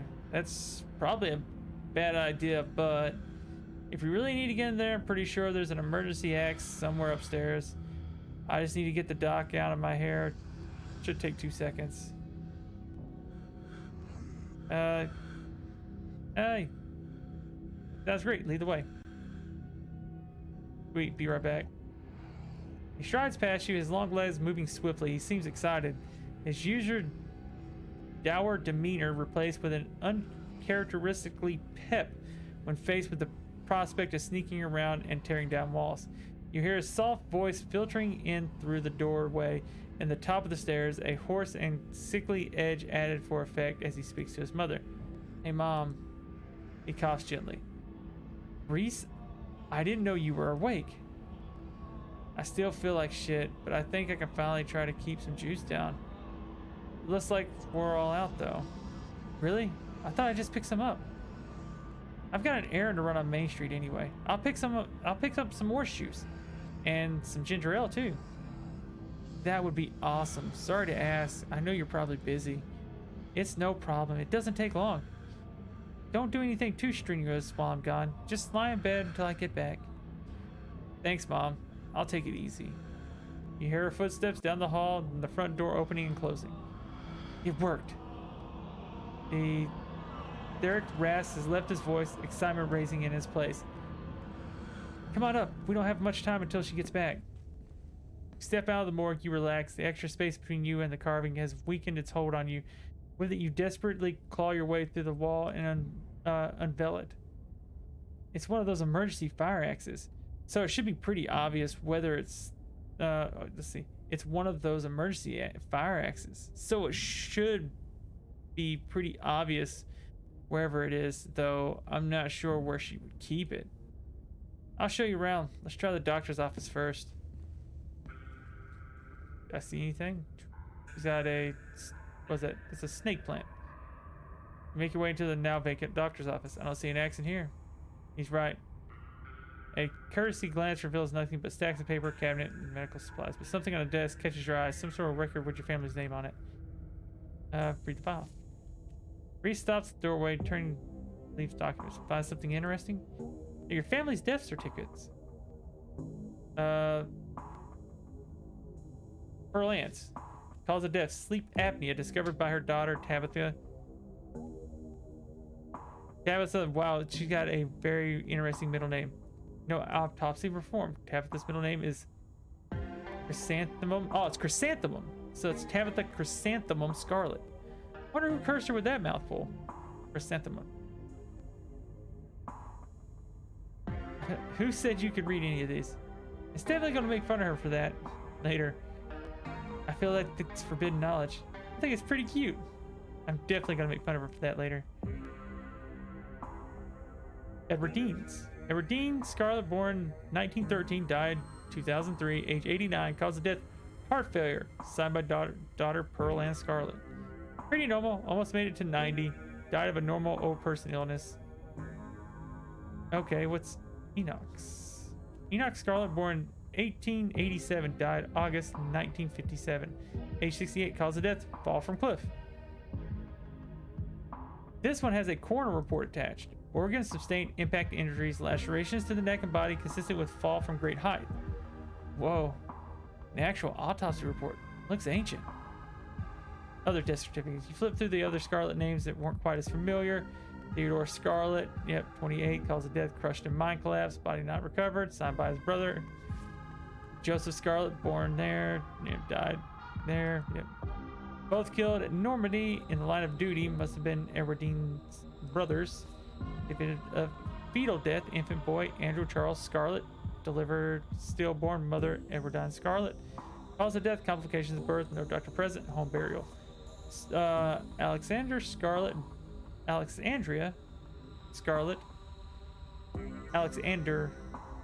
whatever. Alexandria Scarlet, born July, died there, age 9, presumed missing, presumed dead, signed by Edward Dean. Alexandria, the owner of the doll, so she went missing. Mary Bell Scarlet died age 16, cause of death, complications, childbirth. So that's my grandmother. Signed by Mother Rodine Scarlet. Wow. That's a lot of kids to outlive. Eridine. Wow, she had a lot of kids and they all died young. Reese's eyes flick up to the doorway. The second later, you hear the sound of the front door handle being turned. His hand's on your shoulder before you register what's happening. You push back to the front door. Shit. I'm still not supposed to be here. We gotta hide. He hurries to the closet, monitoring you inside. You slip through and squish yourself into what little space is available. In neatly full closet, Reese closes close on your heel. Let him in. You let him in. Together you listen as a doc makes her way into some deeper room deeper into the clinic. The silence of the tiny closet, every breath seems too loud if you expected Dr. Kelly to hear it from wherever she was across the house. Better wait a second just in case. Stay quiet and wait for danger. Yep. Two of you stand. Not gonna flip.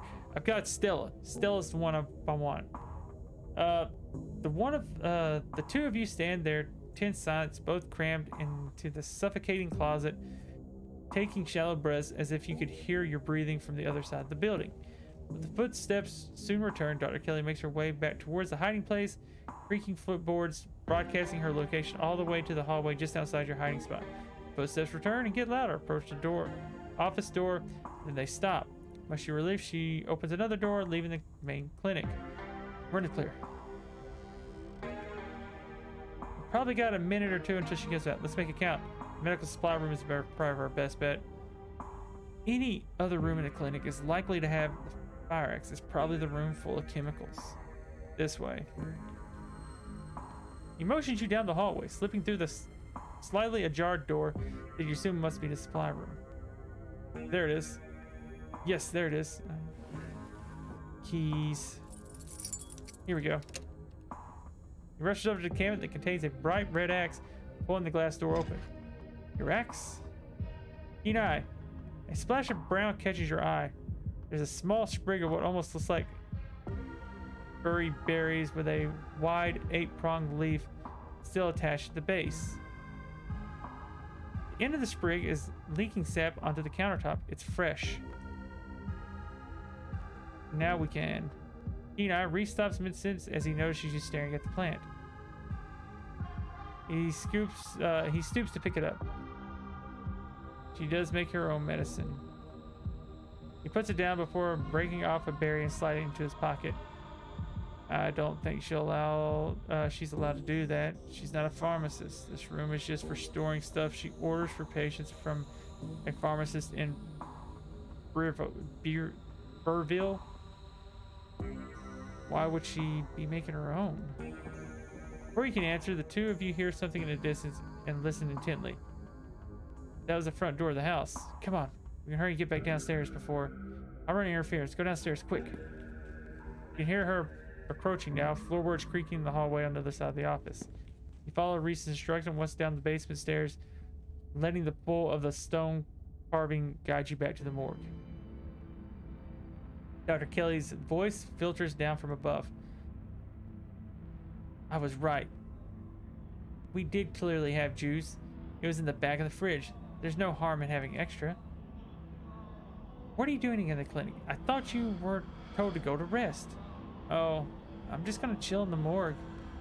I got my speakers, so if I want to hear some weird sounds, that's just my music.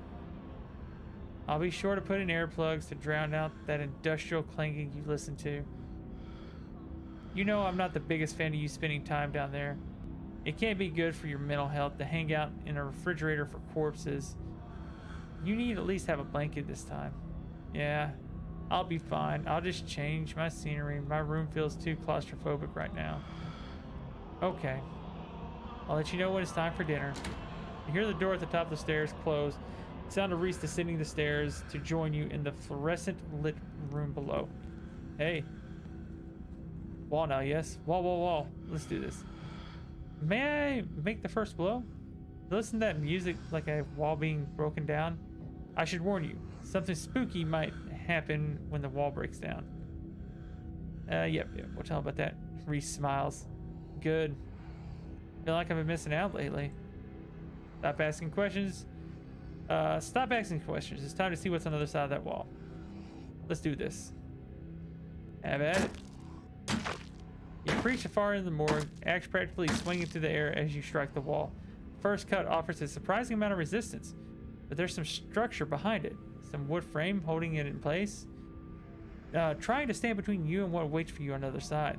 You stagger back from the massive hole in the wall and admire your effort. Holy shit.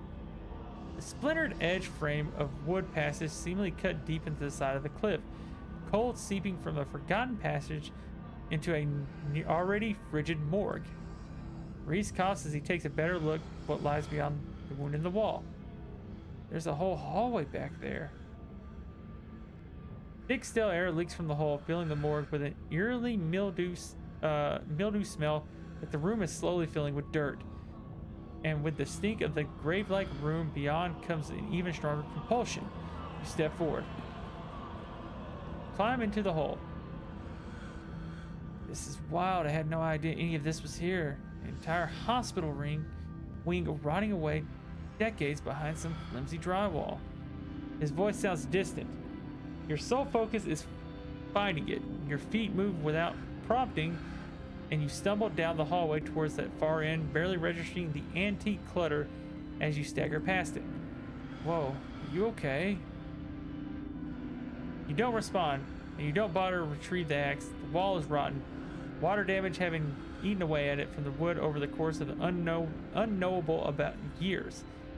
The planks nearly reduced to sawdust. You tear into it. There's a symbol. Instrument. Epoch. I thought you were going to come. I was worried you'd leave me here forever. They said there was something they could do. I'll never use my there's nothing they can do. I'll never use my legs again. Epoch, what am I going to do? Calm down, Teddy. These doctors don't know what they're talking about. I've been doing my own research and I found an alternative. We won't have to worry about anything from here on out, I promise. I went to talk to the witch. Witch? That's nonsense. It's all right. It's all sorted. We're taking you home today, and everything will be resolved by this time next week. Everything goes black. Your vision swims back into your focus, and it takes a solid second or two for you to reorient yourself. You're in an unfamiliar bed. Reese leans against the far wall, eyeing you with a concern and curiosity. Hey, I was worried you slipped into a coma or something. You tore down a wall like a wild animal, found some weird carving, and collapsed. I think you might have some kind of seizure. You okay? Wait, nothing spooky happened. The mountain didn't collapse on us. No ghost? How did I get here? Does Dr. Kelly know I'm here? Did you call an ambulance when I started seizing? I had a vision. Yeah, I had a vision. Let's keep it real with him. Like a hallucination? I've had some of those too. Used to have them a lot as a teen. Anyway, just weird little things like my hands would look wrong, or my neck would seem too long, or the room would feel smaller. I think the carvings are trying to warn me about something. My family has dark secrets. I think the visions are things that actually happened. Whatever my visions are, they're making me feel very suspicious of my family. The carvings are clearly drilled into some big gas pocket that keeps giving me seizures and hallucinations. Yeah, I think it's my family has dark secrets. Yeah, I think it's my family has dark secrets. An old family like yours, I believe it. Hopefully that's all ancient history though. Wait, nothing spooky happened. Yeah, let's... Did Kelly know I'm here? No, I snuck you back in the house while she was busy in the medical storage room.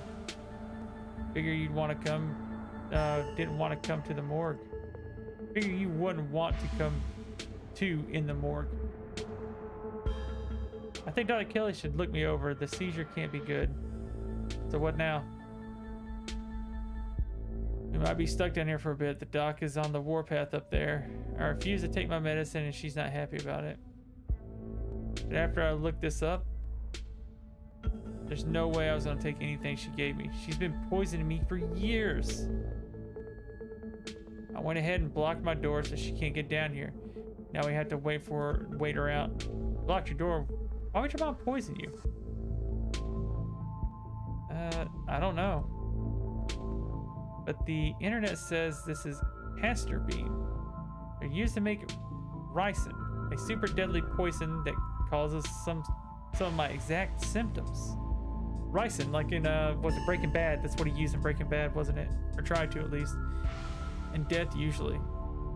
The thing I can't figure out is whether she's been trying to kill me slowly or if she just likes keeping me sick enough to have to depend on her. Either way, I don't think I had an illness. I think the illness was me growing up and becoming less easy to control. She sure found a cure for that. Ricin is really bad. How are you not dead?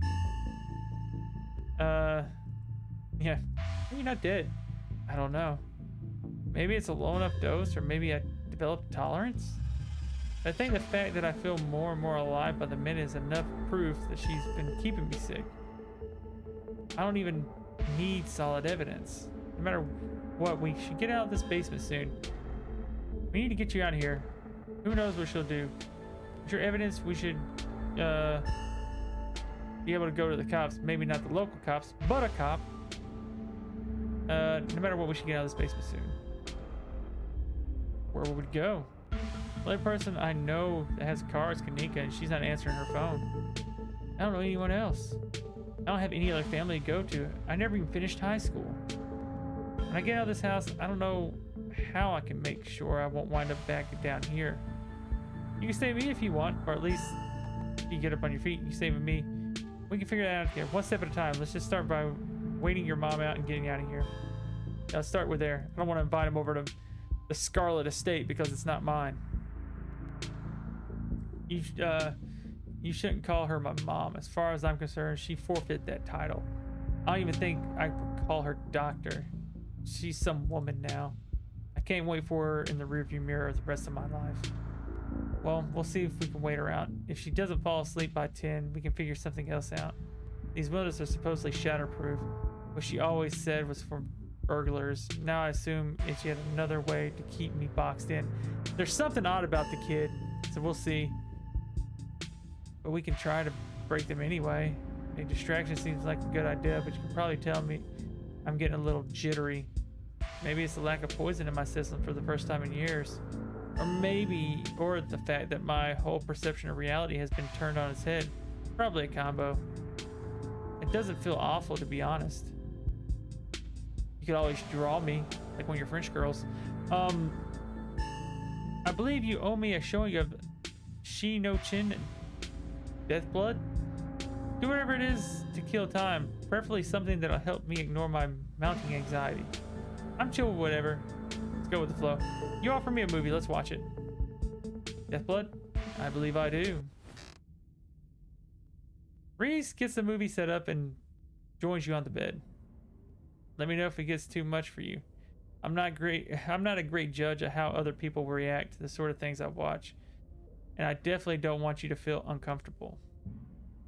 This is a slow burn of a movie, but the dread is managing to build a palatable in the room. Or maybe it's just how I feel down here all the time, with all the grisly paintings, lack of lighting, cinder block walls, and of course the fact that the woman currently lurking upstairs has been poisoning her son since his teens. I've seen a couple of this director's other films, and they're all interesting, though this is probably the best introduction to his work. And look at that.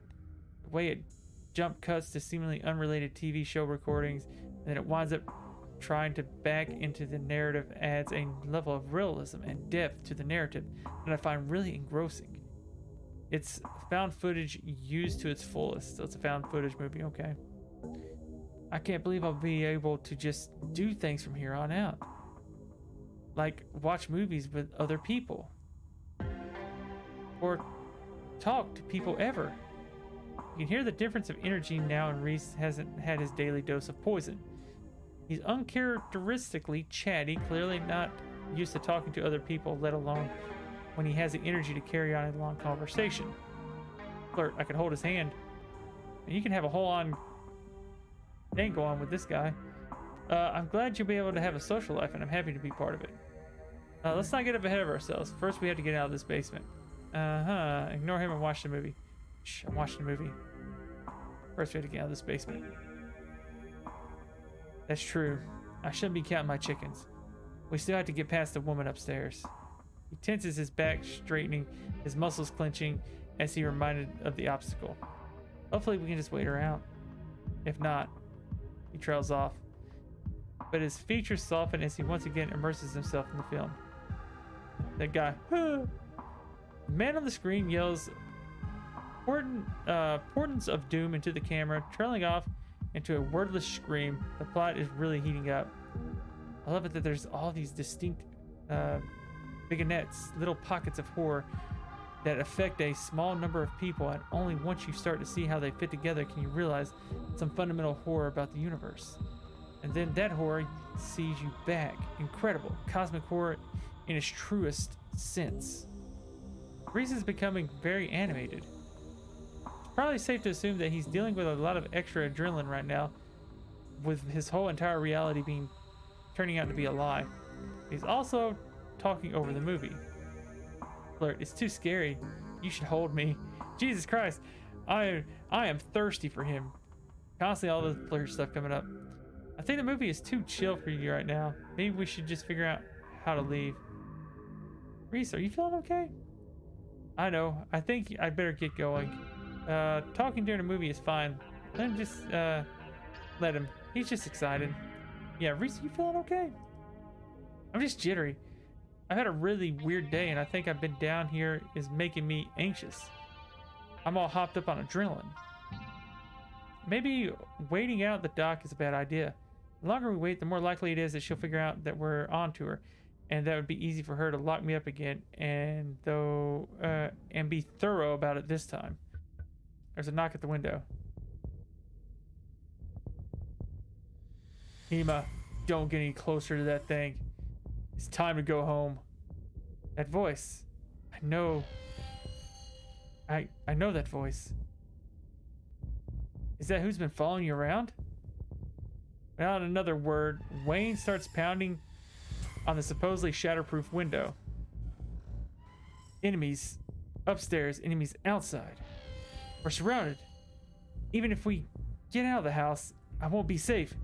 You won't be safe. Enemies upstairs, outside. What do you mean? Wayne isn't gonna hurt you. He hasn't hurt anyone. Why do you call him that thing? You're being weird, man. I don't need you to protect me. I think you're over me. Why did you call him that thing? Because he's some kind of monster. He wants me dead. Can't you feel it? The murderous intent is practically oozing out of him. I mean, I'm not weak anymore. I can fight back. I don't have to cower in fear from the people who want to hurt me. I can protect both of us, Hema. Look at his hands. Is he a werewolf? Okay, he busted the window. The window shatters. Reese tears at his clothes. Paints bubble out of the canvases. His ghoulish figures peering themselves out of two-dimensional words, invading yours, crawling up the walls. Grab my hand. I'll pull you out. Yeah, let's get over to Wayne. Leave us alone. A surge of violence, the change that has been brewing inside Reese finally comes. As it manifests, the broken window basement is sealed off, and Wayne along with it. Stay where you are. I don't want to run. I feel like if I run from him... What is he? Stay where you are. We aren't safe, but I can protect you. I can protect the both of us from the people who want to control us. I feel strong now. I think I can save us. Stay here. I'll be right back. I have to deal with the doc. Reese storms up the stairs, leaving you with his smears. Try and warn the doctor. I'm not sure who to help. Best to follow Reese and see how things play out. Try and leave. Wait for Reese in the basement. Call Tabitha. Got your cousin's number. Hey, where are you? I'm at the clinic. I think Dr. Kelly's endangered. There's a monster on the loose. Reese transformed into a monster and is on some kind of rampage. You come pick me up? Reese is gonna kill his mom. He's also a werewolf or vampire or something. Reese is gonna kill his mom. He's also a werewolf or a vampire or something. A what? I always knew there was something that smelled off about that kid. Stay put, I'm on my way. Don't get eaten. Your cousin hangs up the phone. Try to warn Dr. Kelly. You make your way to the door that beckoned to you yesterday. All intrigued, how now washed away. You know where it leads. Now you know the secrets of the stone that lured you to the forgotten basement to the clinic you had to share with. Okay, so we're getting ready to see what's going on with this fella here. Now the clinic holds a new horror. Somewhere beyond the narrow hallway leading from the house proper into the doctor's office, where there is a monster preparing to do something unthinkable. Open the door. You grasp the handle and turn. Duck. Duck. As you do as she says, ducking out of the way. She shoots. The gun isn't very loud. There's only a pop. Oh, it's a trank gun. The gun is very loud. There's only a pop as a projectile leaves the barrel. Whizzing through the air, you turn to see a dart embedded in Reese's chest. He pulls the tranquilizer dart out of his chest. Heavy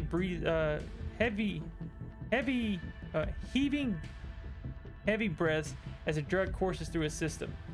You're going to have to try harder than that, you... No, how did you...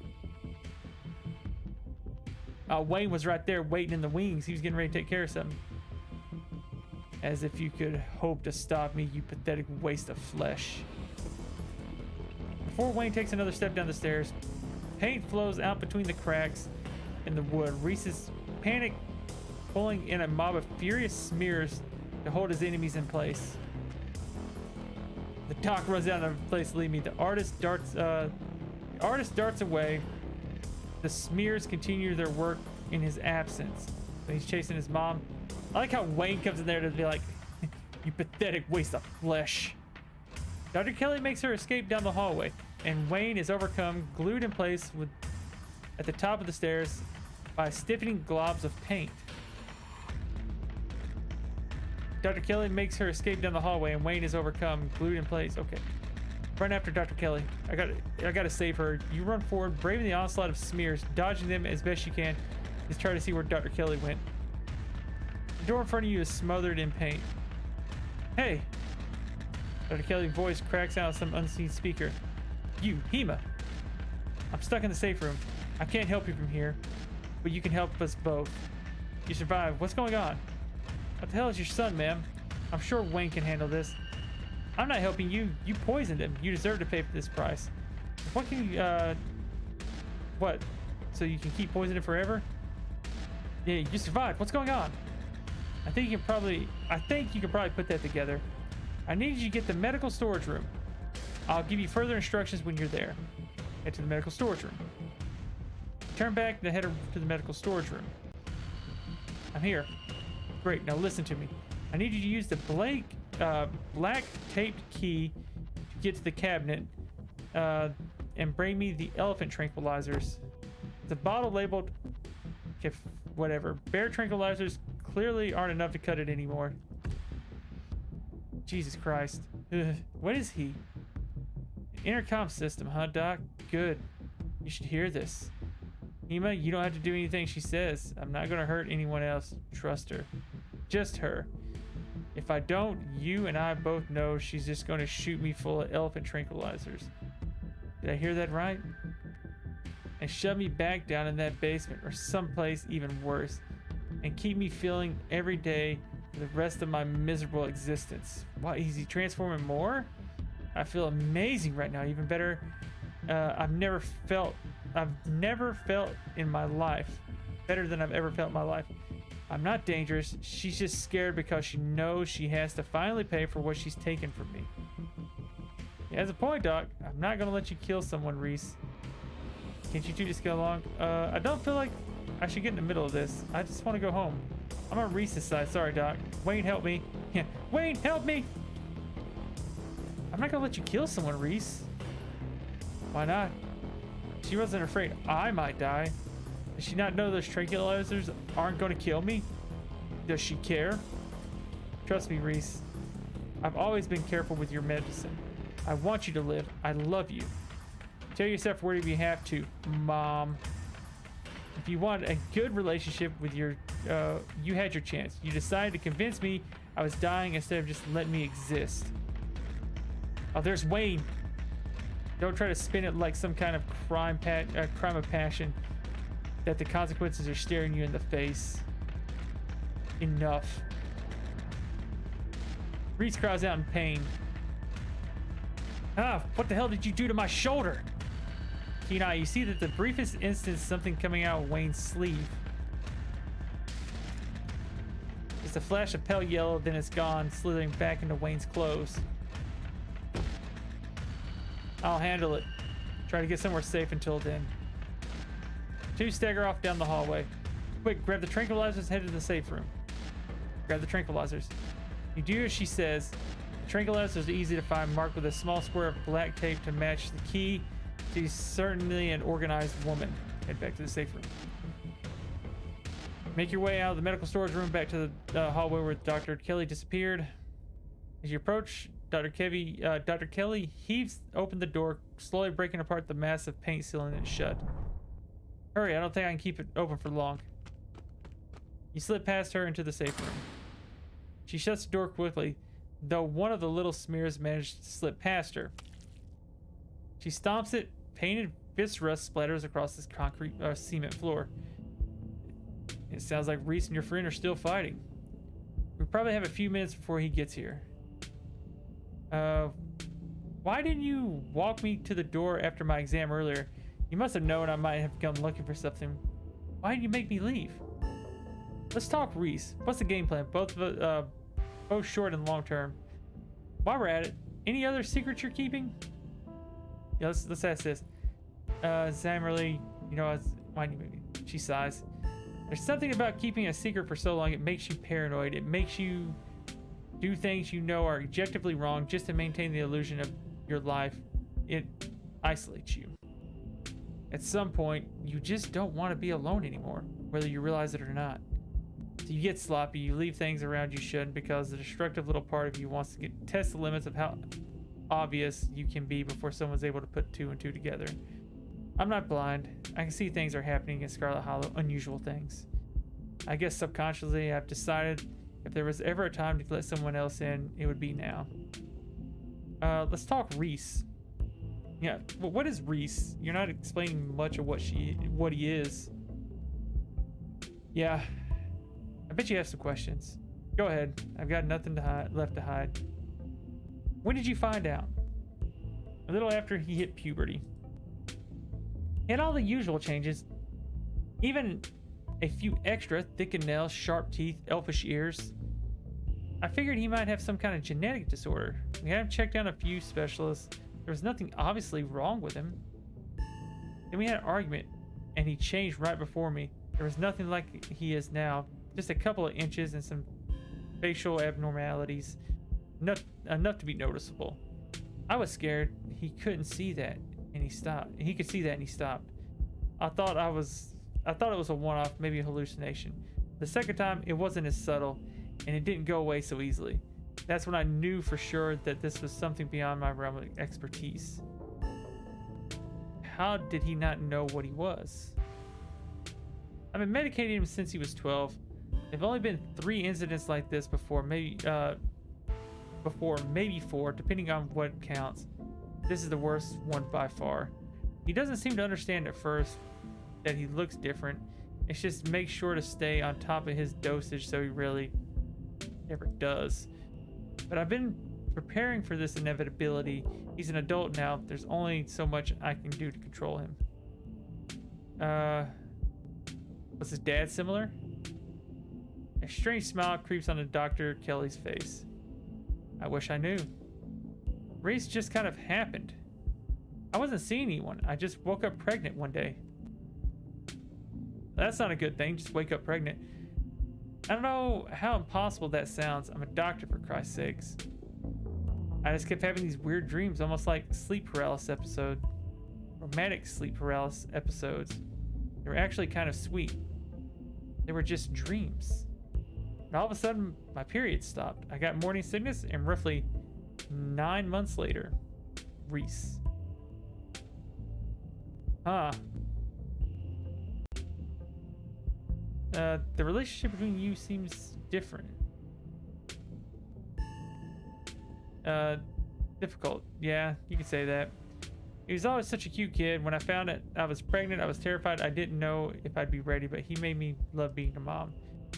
It's not like I was going to be sunshines and roses forever. No matter what kids growing up, they change, sometimes for the worst. This is the part of being a mom too. Doing what you can to make sure your child brought in this world isn't going to be going around eating people. What is he? At first I thought he was some kind of werewolf. But if he is, he doesn't follow any kind of full moon rules or anything. Anything silver doesn't do shit to him. You've seen what he looks like. It's just weird. I almost wish I could examine him while he's fully transformed. It'd be fascinating to know what happened to him or how his body does. But he seems pretty hell-bent on ripping my throat out. So I guess I'll have to remain a mystery. How do you know he's dangerous? Well, he wants to murder me, so that's clue number one. It's not like a usual violent kid. He's mostly just sad, but he knows. But every now and then, we butt heads, and usually when his side of him comes out. Imagine if it happens anytime he gets frustrated with anyone. Imagine he gets road rage one day, turns into a 12-foot tall monster with a million teeth, and rips somebody apart in the middle of a major metropolitan area. Yeah, he's dangerous. He's indeed a menace to society. That doesn't mean he's dangerous. I mean, you are the biggest threat to him. Why not just kill him? He's been kind to me. What you're doing is difficult but necessary. You think it might be a self-fulfilling prophecy? I can fix him. He's been kind to me. Yeah, and Ted Bundy was kind to the people he picked up off the side of the road, then slaughtered them. Drew got me with that one. He's really a sweet kid most of the time, but I can't let that overshadow the violence he's capable of. When did you start poisoning him? Dr. Kelly sighs. We can stop calling it poison. Yes, it's poison, but the act of me giving him poison was not me poisoning him. It was medicating his illness. It started when he was around 15. I was giving him increasingly high doses of calotropin, which kept his body adapting, and his symptoms would come back, especially if he ever fought. I couldn't keep ordering all those drugs. It was already suspicious, and I couldn't risk losing my license, especially if anyone ever found out what I was using them for. Someone approached me with a solution. I took it. And I've been dealing with that emotional and mental consequence for the decision ever since. Who approach you and what they say? Dr. Kelly gives you a long, hard look. I don't want to talk about that woman. But screw it, I might die, so I'll tell you. It was. And that's all I have to say about that. Why did not show it? While we're at it, any other secrets? See, what's the game plan? Short and long term. Well, I pump him full of elephant tranquilizers. Then I lock him in here, and then I somehow convince him to see things from my perspective. And then we all live happily ever after. And if you can, he manages to find a way out and kills you, so you're just gonna lock him away again. Is there some way that we can just go around making him? It's just gonna make him feel trapped. I see no flaws in this plan. It has to be another way. It's just gonna make him feel trapped. It sure is, especially since I have to isolate him even more now than he knows what's going on. He's going to hate me. But I gotta work with what you've been given, and what I've been given is an ethical dilemma where I either kill my son or let my son kill me, bring him to go out and kill others, or imprison him for the rest of his life and force feed him poison to keep him controllable. Or the third option, kill him. I've decided which outcome I can live with. Any other secrets you're keeping for me? Yeah, she made a safe room. Of course, it makes sense to make a safe room. No reason to ask about that. Alright, any other secrets you're keeping? You have it all. You have no idea how relieved I am to finally say this shit out loud. Okay, sit in silence and wait for Reese. Now, distant breaking glass cuts to the silence at the clinic outside the safe room. Shit, this might be the game time. Kelly opens the door. The two of you stare out in the hallway.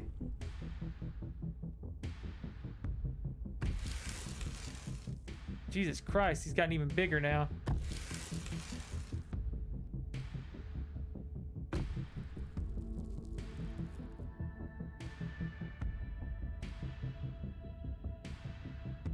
Is this what we're so afraid of? Hand over tranquilizers. This is our shot.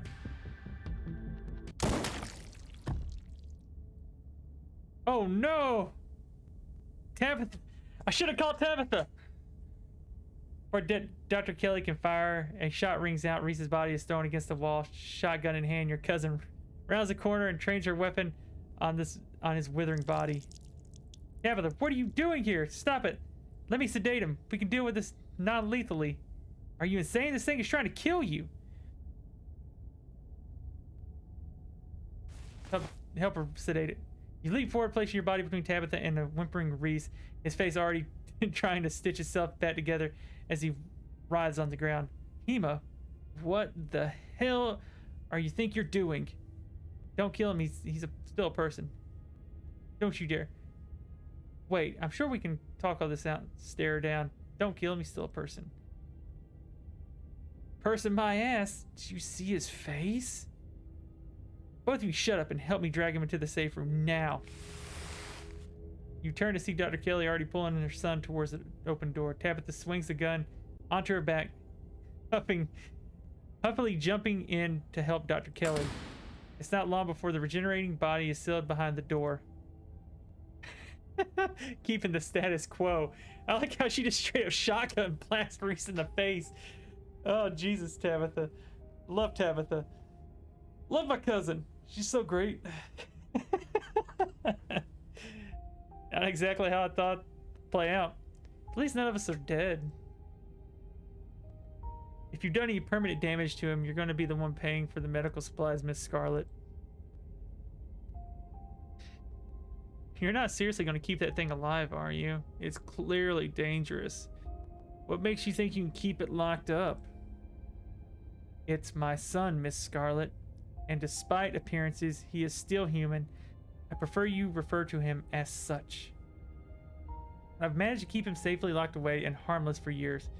Sure, it'll be a little bit more difficult now that he knows his condition, but the room is filled with lead. It's not like he's going anywhere. He's human. You sure about that? Are we talking about the same guy? Trust me, I've done genetic tests. He is human, somehow. And it's my job as his mother to protect him, and to protect people from him. It's not a burden I take lightly. You don't have to worry about him getting out anytime soon. Get off my cousin's back. She's the only reason you're still breathing right now. He's not a monster. He deserves to live, Tabitha. He's a monster, but even monsters deserve a chance at life, Tabitha. And what about when you die, Doc? What happens then? Reese is a good guy. He's just misunderstood. Dr. Kelly bought us time. I'm sure we can figure out what to do with him later. I want to go home. He's a monster, but even monsters deserve a chance at life, Tabitha. Don't give me that line. He was about to eat both of you if I didn't show up. I don't care what your ethics are. I care about my cousin not being digested by some 12-foot freak with a million teeth. You don't have to defend him, Hema. I have a lot of cleaning to do, and I don't feel like entertaining a couple of bickering cousins while I do. I'd prefer if you both just forget what you saw and move on with your lives. My son is my business. You and your cousin leave the clinic. Dr. Kelly slamming the shotgun blasted door behind you. The two of you make your way to the bottom of the hill where Tabitha's car is parked along with the sleepy houses of Scarlet Hollow's residential street.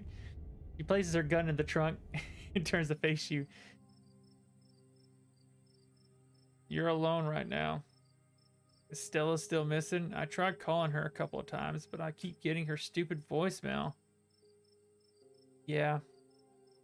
Yeah. You two are interrupted by the sound of panting and the telltale jingle of dog tags. Huh. No, it's the dogs. I was going to say, it's the militia. They poured out of the woods to stand before you on the road. What in the...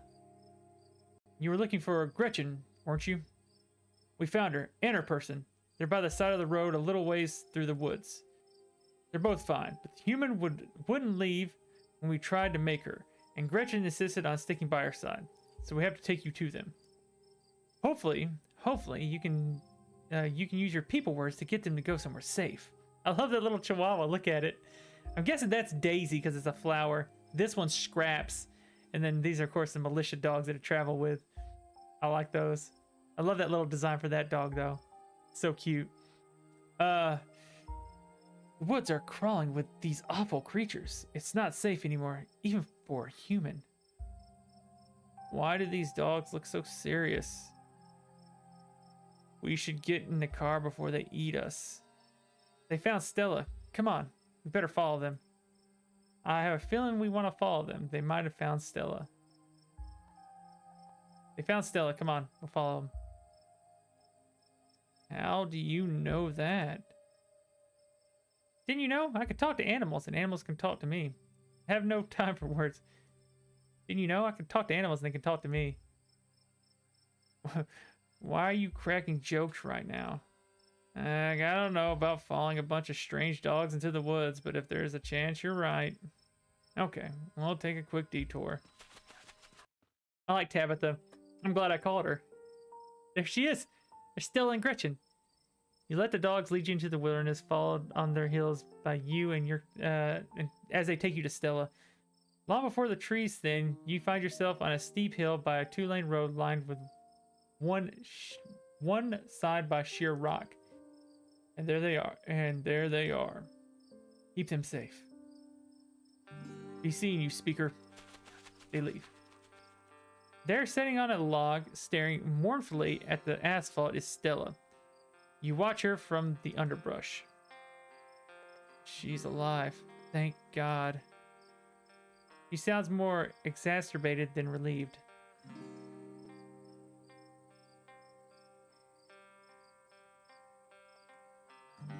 Go talk to her, Tabitha. She's probably glad to see you. Don't you two have a thing? I don't want to be a third wheel. I'm just happy to know she's okay. Besides, we've got baggage. I'll just make things worse. Yeah, I guess it doesn't matter that Stella and I have a thing. You two need to reconcile. We can both talk to her together. It doesn't matter if me and Stella have a thing. Exactly. Doesn't matter if we have a thing. You two need to reconcile. We can both talk to her together. Okay. The two of you join Stella, perching on an old log on either side of her. Gretchen. God, Hema, that ghost really did a number in you. I'm sorry. You had Hema worried all day, you know. And it looks like you got into some trouble too. Hema, you're all covered in blood. I think a lot of it's paint, actually. Paint? What? Well, this is where your parents died, right? Oh, so this is where they had their car accident.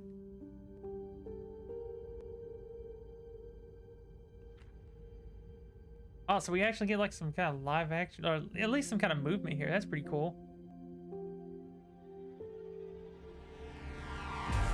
Truck came across.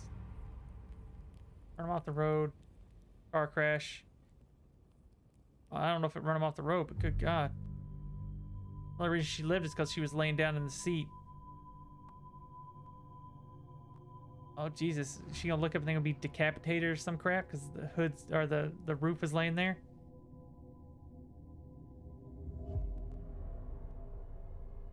It's exactly what it's going to be. Jesus Christ. Yeah, they got decapitated in front of her. Ooh.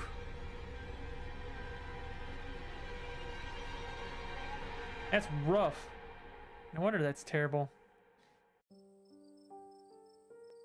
At the edge of everything. You've been sitting here all day. Yeah. Just waiting. Silence falls over the three of you. The wind rustling in the leaves and the sound of the night insects carrying on around you muted in the still night. Nothing happened though. Probably for the best. Oh, she saw ghosts, so she was thinking she'd come here and find her mother and father's ghost. I get it now. See, that's why she said nothing happened, so she knows ghosts are real, so she was thinking that. Bless her heart. Tabby, did I do something wrong after the accident? What? There was whole years of my life that felt like they just never happened. Like every time I try and remember them, it's blank. I have all these videos sitting in my channel that I don't even remember filming. It's scary. Did I do something to push you away? No. All you wanted to do was talk to me, but Pearl Ann wouldn't let you near me. Oh. Man, Pearl Ann. God, can you just make up already? Stop hiding behind your mom's corpse. She's gone. You're the only person who makes decisions about your life. Now is you. The Dead Moms Club. She's gone. The only person who makes decisions in your lives now is you. Hey. God, you're right.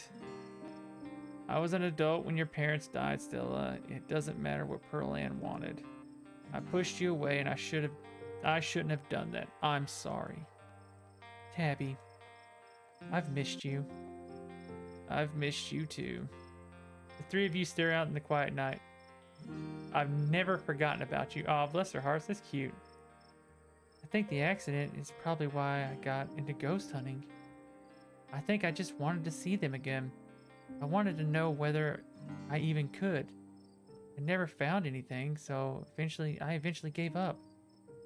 Then last night happened, and I ran out here to see if maybe it would happen to them too. Even if it meant seeing the crash again or seeing them all messed up and dead. I just wanted to see them. It's been a whole day and I don't think they're coming. Do you want to say goodbye? Stella sits in silence for a long moment, her breath slow and even.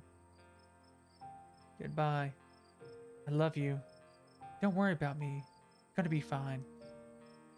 She's silent again as if waiting for a response. No response comes. But she smiles, a lively glimmer returns to her sad eyes. That kind of felt better. I don't think I realized how much I kind of trapped myself in my own head. Thank you for breaking me out of it, you two. Stella straightens up, stretching her back. Gretchen wags her tail, tags jingling in the quiet night air. I know that stench. That's the time to go home stretch. Thank the Lord I've been sleeping in my own bed tonight. Thank you for talking sense into this girl. We should probably head back, right? I haven't slept in a day. Wait, before we go, we should tell you what happened today. Yeah, let's tell her. Wait, before we go, I should tell you what happened today. Oh? Are you sure about that, Hema? It's too late. It's too late. Cat's out of the bag. Now, the two of you have to tell me what about your misadventures. You and Tab relay the events of the evening as best you can. Saying it out loud somehow makes it feel less real, like you're sharing the plot of a horror movie, not something that actually happened to you. Oh my God. That poor guy, and poor Dr. Kelly. That just sucks for everyone. Tabby, you just brought a shotgun there? I wanted protection. Hopefully Reese and his mom can work things out. We should try and visit him tomorrow. You two can do that without me. You know, I think processing just the one traumatic event is enough for the day. This new one's gonna go right into the void. That was going into the void. I ain't dealing with that one. At least until we get to the end of the week. 3 of you and Gretchen make your way back through the woods before arriving at Stella's house. This is me. I guess I'll see you two around. Stella, you have a thing for my cousin.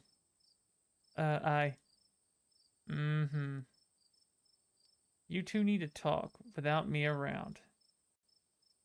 Or either you or Stella can get a word in. Tabitha's already turned and walked away. She's not wrong. You want to come in? I wouldn't mind sharing my bed tonight. It'd be comforting to have another living person next to me. I hope you feel the same. Dialogue option marked romance will start a romantic arc with the character you're talking to. This will lock you out of romantic arcs with other characters. But this is what I've been wanting because this is who I choose. So, romance. Follow her inside. I was hoping you'd ask. I'd love to. Yeah, I feel the same. Wink. Yes, please. Follow her inside. Sorry, Stella. I think it's better if we just stay friends. I was hoping you'd ask. I'd love to. This is a dating sim, right? I like that achievement. Tear down the wall. Stella ushers you inside. A barely contained grin threatened to split into an excited smile. Let me just go take a quick shower. I've been sitting outside for a day. I need some soap. Just take a minute. We can get cozy. I mean, I got paint all over me. Oh man, I would kill for a shower. Stella laughs. Yeah, I'm sure you built up quite a bit of grime today. It's all yours when I'm done. He hurries off, leaving you and Gretchen in the living room. Finally, I have returned to my bed. I've been reunited with my bed. Gretchen hops onto the massive pillow that serves as her dog bed, curling up and sighing a heavy dog sigh of relief. I can catch up on my beauty sleep. Before she has a chance to fall asleep, a heavy knock startles you and Gretchen growls. There's someone at the door. It's that horrible man who smells like rotten meat. Stella! Stella! Stay stock still and pretend you're not here. Open the door. You summon the bravery to cross the room and open the door. Hema, not going home for the night? He cocks his head, the stained veil over his face fluttering in the slight breeze outside. The outside of his clothes are speckled with what you at first think might be gore. You quickly realize, and then there are wide claw marks across his shirt. But he's still in one piece after his altercation with Reese. If you walk me there, maybe I will. What's that? Wayne, I was worried about you. Dude, get out of here. I'm in the middle of something. If you walk me there, maybe I will. I don't know what that is. Wayne, I was worried about you. No need to worry. The boy managed to catch me off guard with those little constructs of his. But he wouldn't stand a chance against me without his little tricks like that. I won't keep you long. I know you have a warm bed and a warm body to keep you occupied tonight.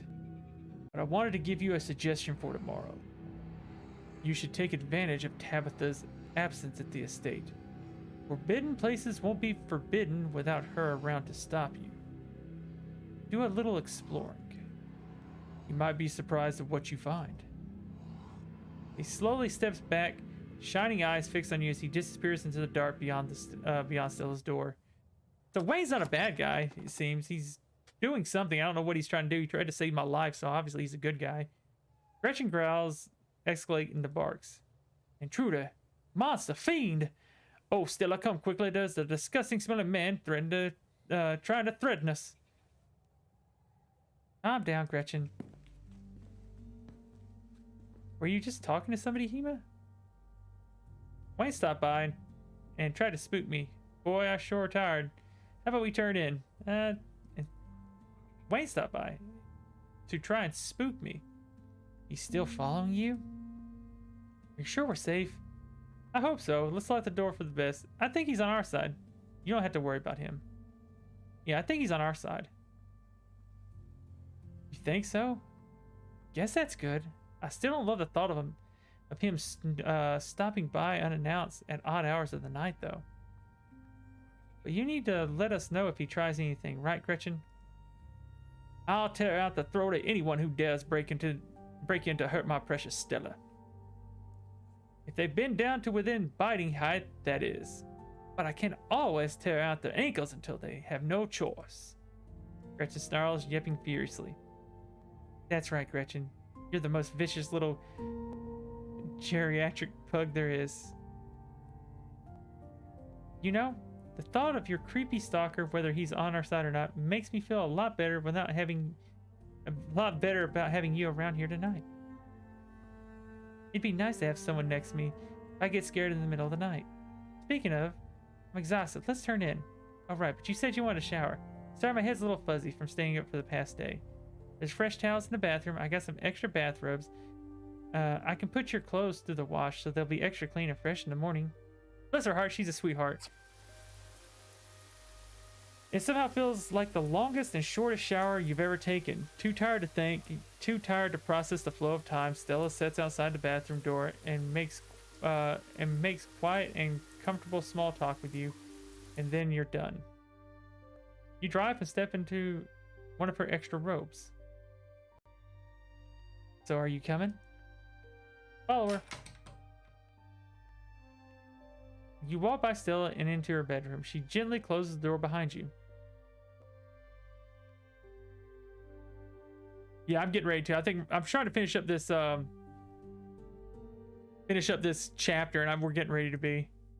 I think we're right here at the end of it, because I think it seems like it's been doing by days. So I'm gonna guess this is either gonna be like a 5 to 7 episode kind of like game. I'm gonna guess one for each day of the week, maybe. I'm not sure. Sorry, I didn't clean up beforehand. I can't think of it getting as authentic as a Stella experience. He slips past you and lies on the bed, dressed in an oversized t-shirt. You quickly follow. It's warm and still slightly damp from the shower. Her skin fresh and flowery. She turns to look at you, smiling. Dimples crease at the edge of her mouth. You could kiss me if you wanted to. I'm being honest. If I'm being honest, I'm not really a kisser. I hope that's okay. Immediately fall asleep. Guess I'm gonna kiss her. Yeah, that part's really hard after Danny gets hit. That colony part, it was one of the harder parts in that whole game. It's really good though. You shift closer to her and close your eyes. The magnetic pull of anticipation rolls down your spine and across your skin, and for a moment it seems to last forever. You take in every detail of the world around you. The forest scent of her eucalyptus shampoo, the breath and breathe it. The slightest hint of campfire, the comforting heat of soft but calloused hands against your cheek, the thunder of your heartbeats beating ever more quickly in unison. The tension rises and rises, a tone seemingly without peak.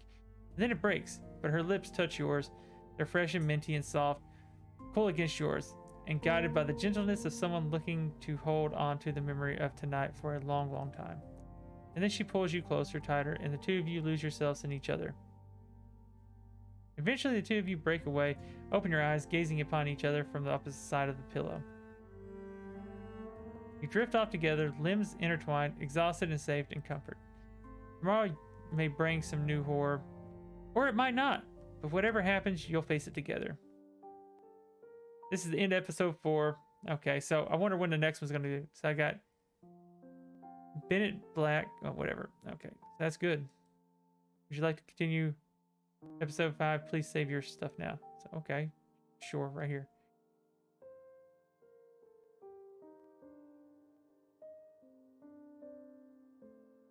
See, you can get a Wayne plushie, which is pretty cool. You can get a Wayne plushie. It's for crowdfunding until December 12th. That's pretty cool. I kind of like the plushie thing. Continue. That was good. I wanted to finish that up tonight before I got done. Yeah, that grip is by far the best thing in the entire game, Nick. Like, I thoroughly enjoyed, like, the best things to have with it seems like to have more of it. So, like, the middle upgrade, and then the one on the left, which is the recharge, which is really good to have, too. Fantastic. It's fantastic. One of the best things. Once you learn how to use it, it's good for stealth killing because it doesn't alert them. It's just a fantastic thing. It's really good. Really, really good. Yeah, I'm getting ready to head to bed myself because I've got to be up early in the morning. I got to go get lab work done in the morning for my insurance stuff. So I got to get lab work done, which I'm not looking forward to because I got to be up earlier than what I like. I'm not sure. It's a timer, but I'm not sure what the timer is on the recharge on there, Nick. I was wondering that myself. On the far left is a recharge time, but I don't know what the timing is on the recharge.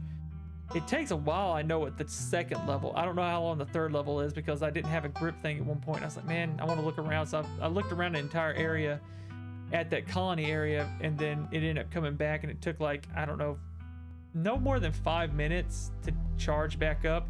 But it felt longer than that because I was kind of like waiting for it to charge, and it just took a while.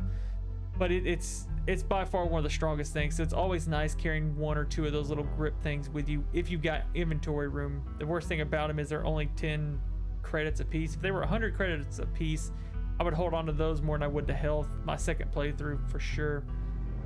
This was good. I can't wait for the next episode, see where it's going with that. We might actually mess around with it later on to kind of, mess with some of the other stuff and see what goes on. If we can kill other people or whatever, because I can do a different thing and actually have different perks. Mess around with it, different romantic thing. But that file there will probably be the main file I use when I play through this next episodes. I like where this one went to.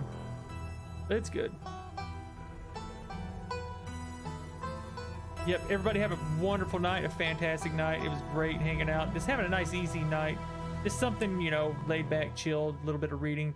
Excuse me for the terrible narration. I'm not the greatest reader, and I couldn't remember all the voices, and sometimes I got, tied up on them because you're trying to figure out what voices are who. There was a whole lot of different people in this one. Well, there was at the very beginning, then all of a sudden just slacked down just a few people. I can only do so many voices without trying to strain my voice. I don't want to strain my voice. I could do other voices, but by the time I get done with a whole night of reading, we stream for about 4 hours, my voice would have been hoarse by the time I got done with it if I was trying too many different voices. I want to be able to hang out with you guys again tomorrow night. So I don't know what we'll be starting. We'll be starting something new. So I'll look around, see what we can find, play something fun. Guys, take it easy. Stay safe out there. If you guys can't tune in tomorrow for the stream, I'll catch you all later. I'm out.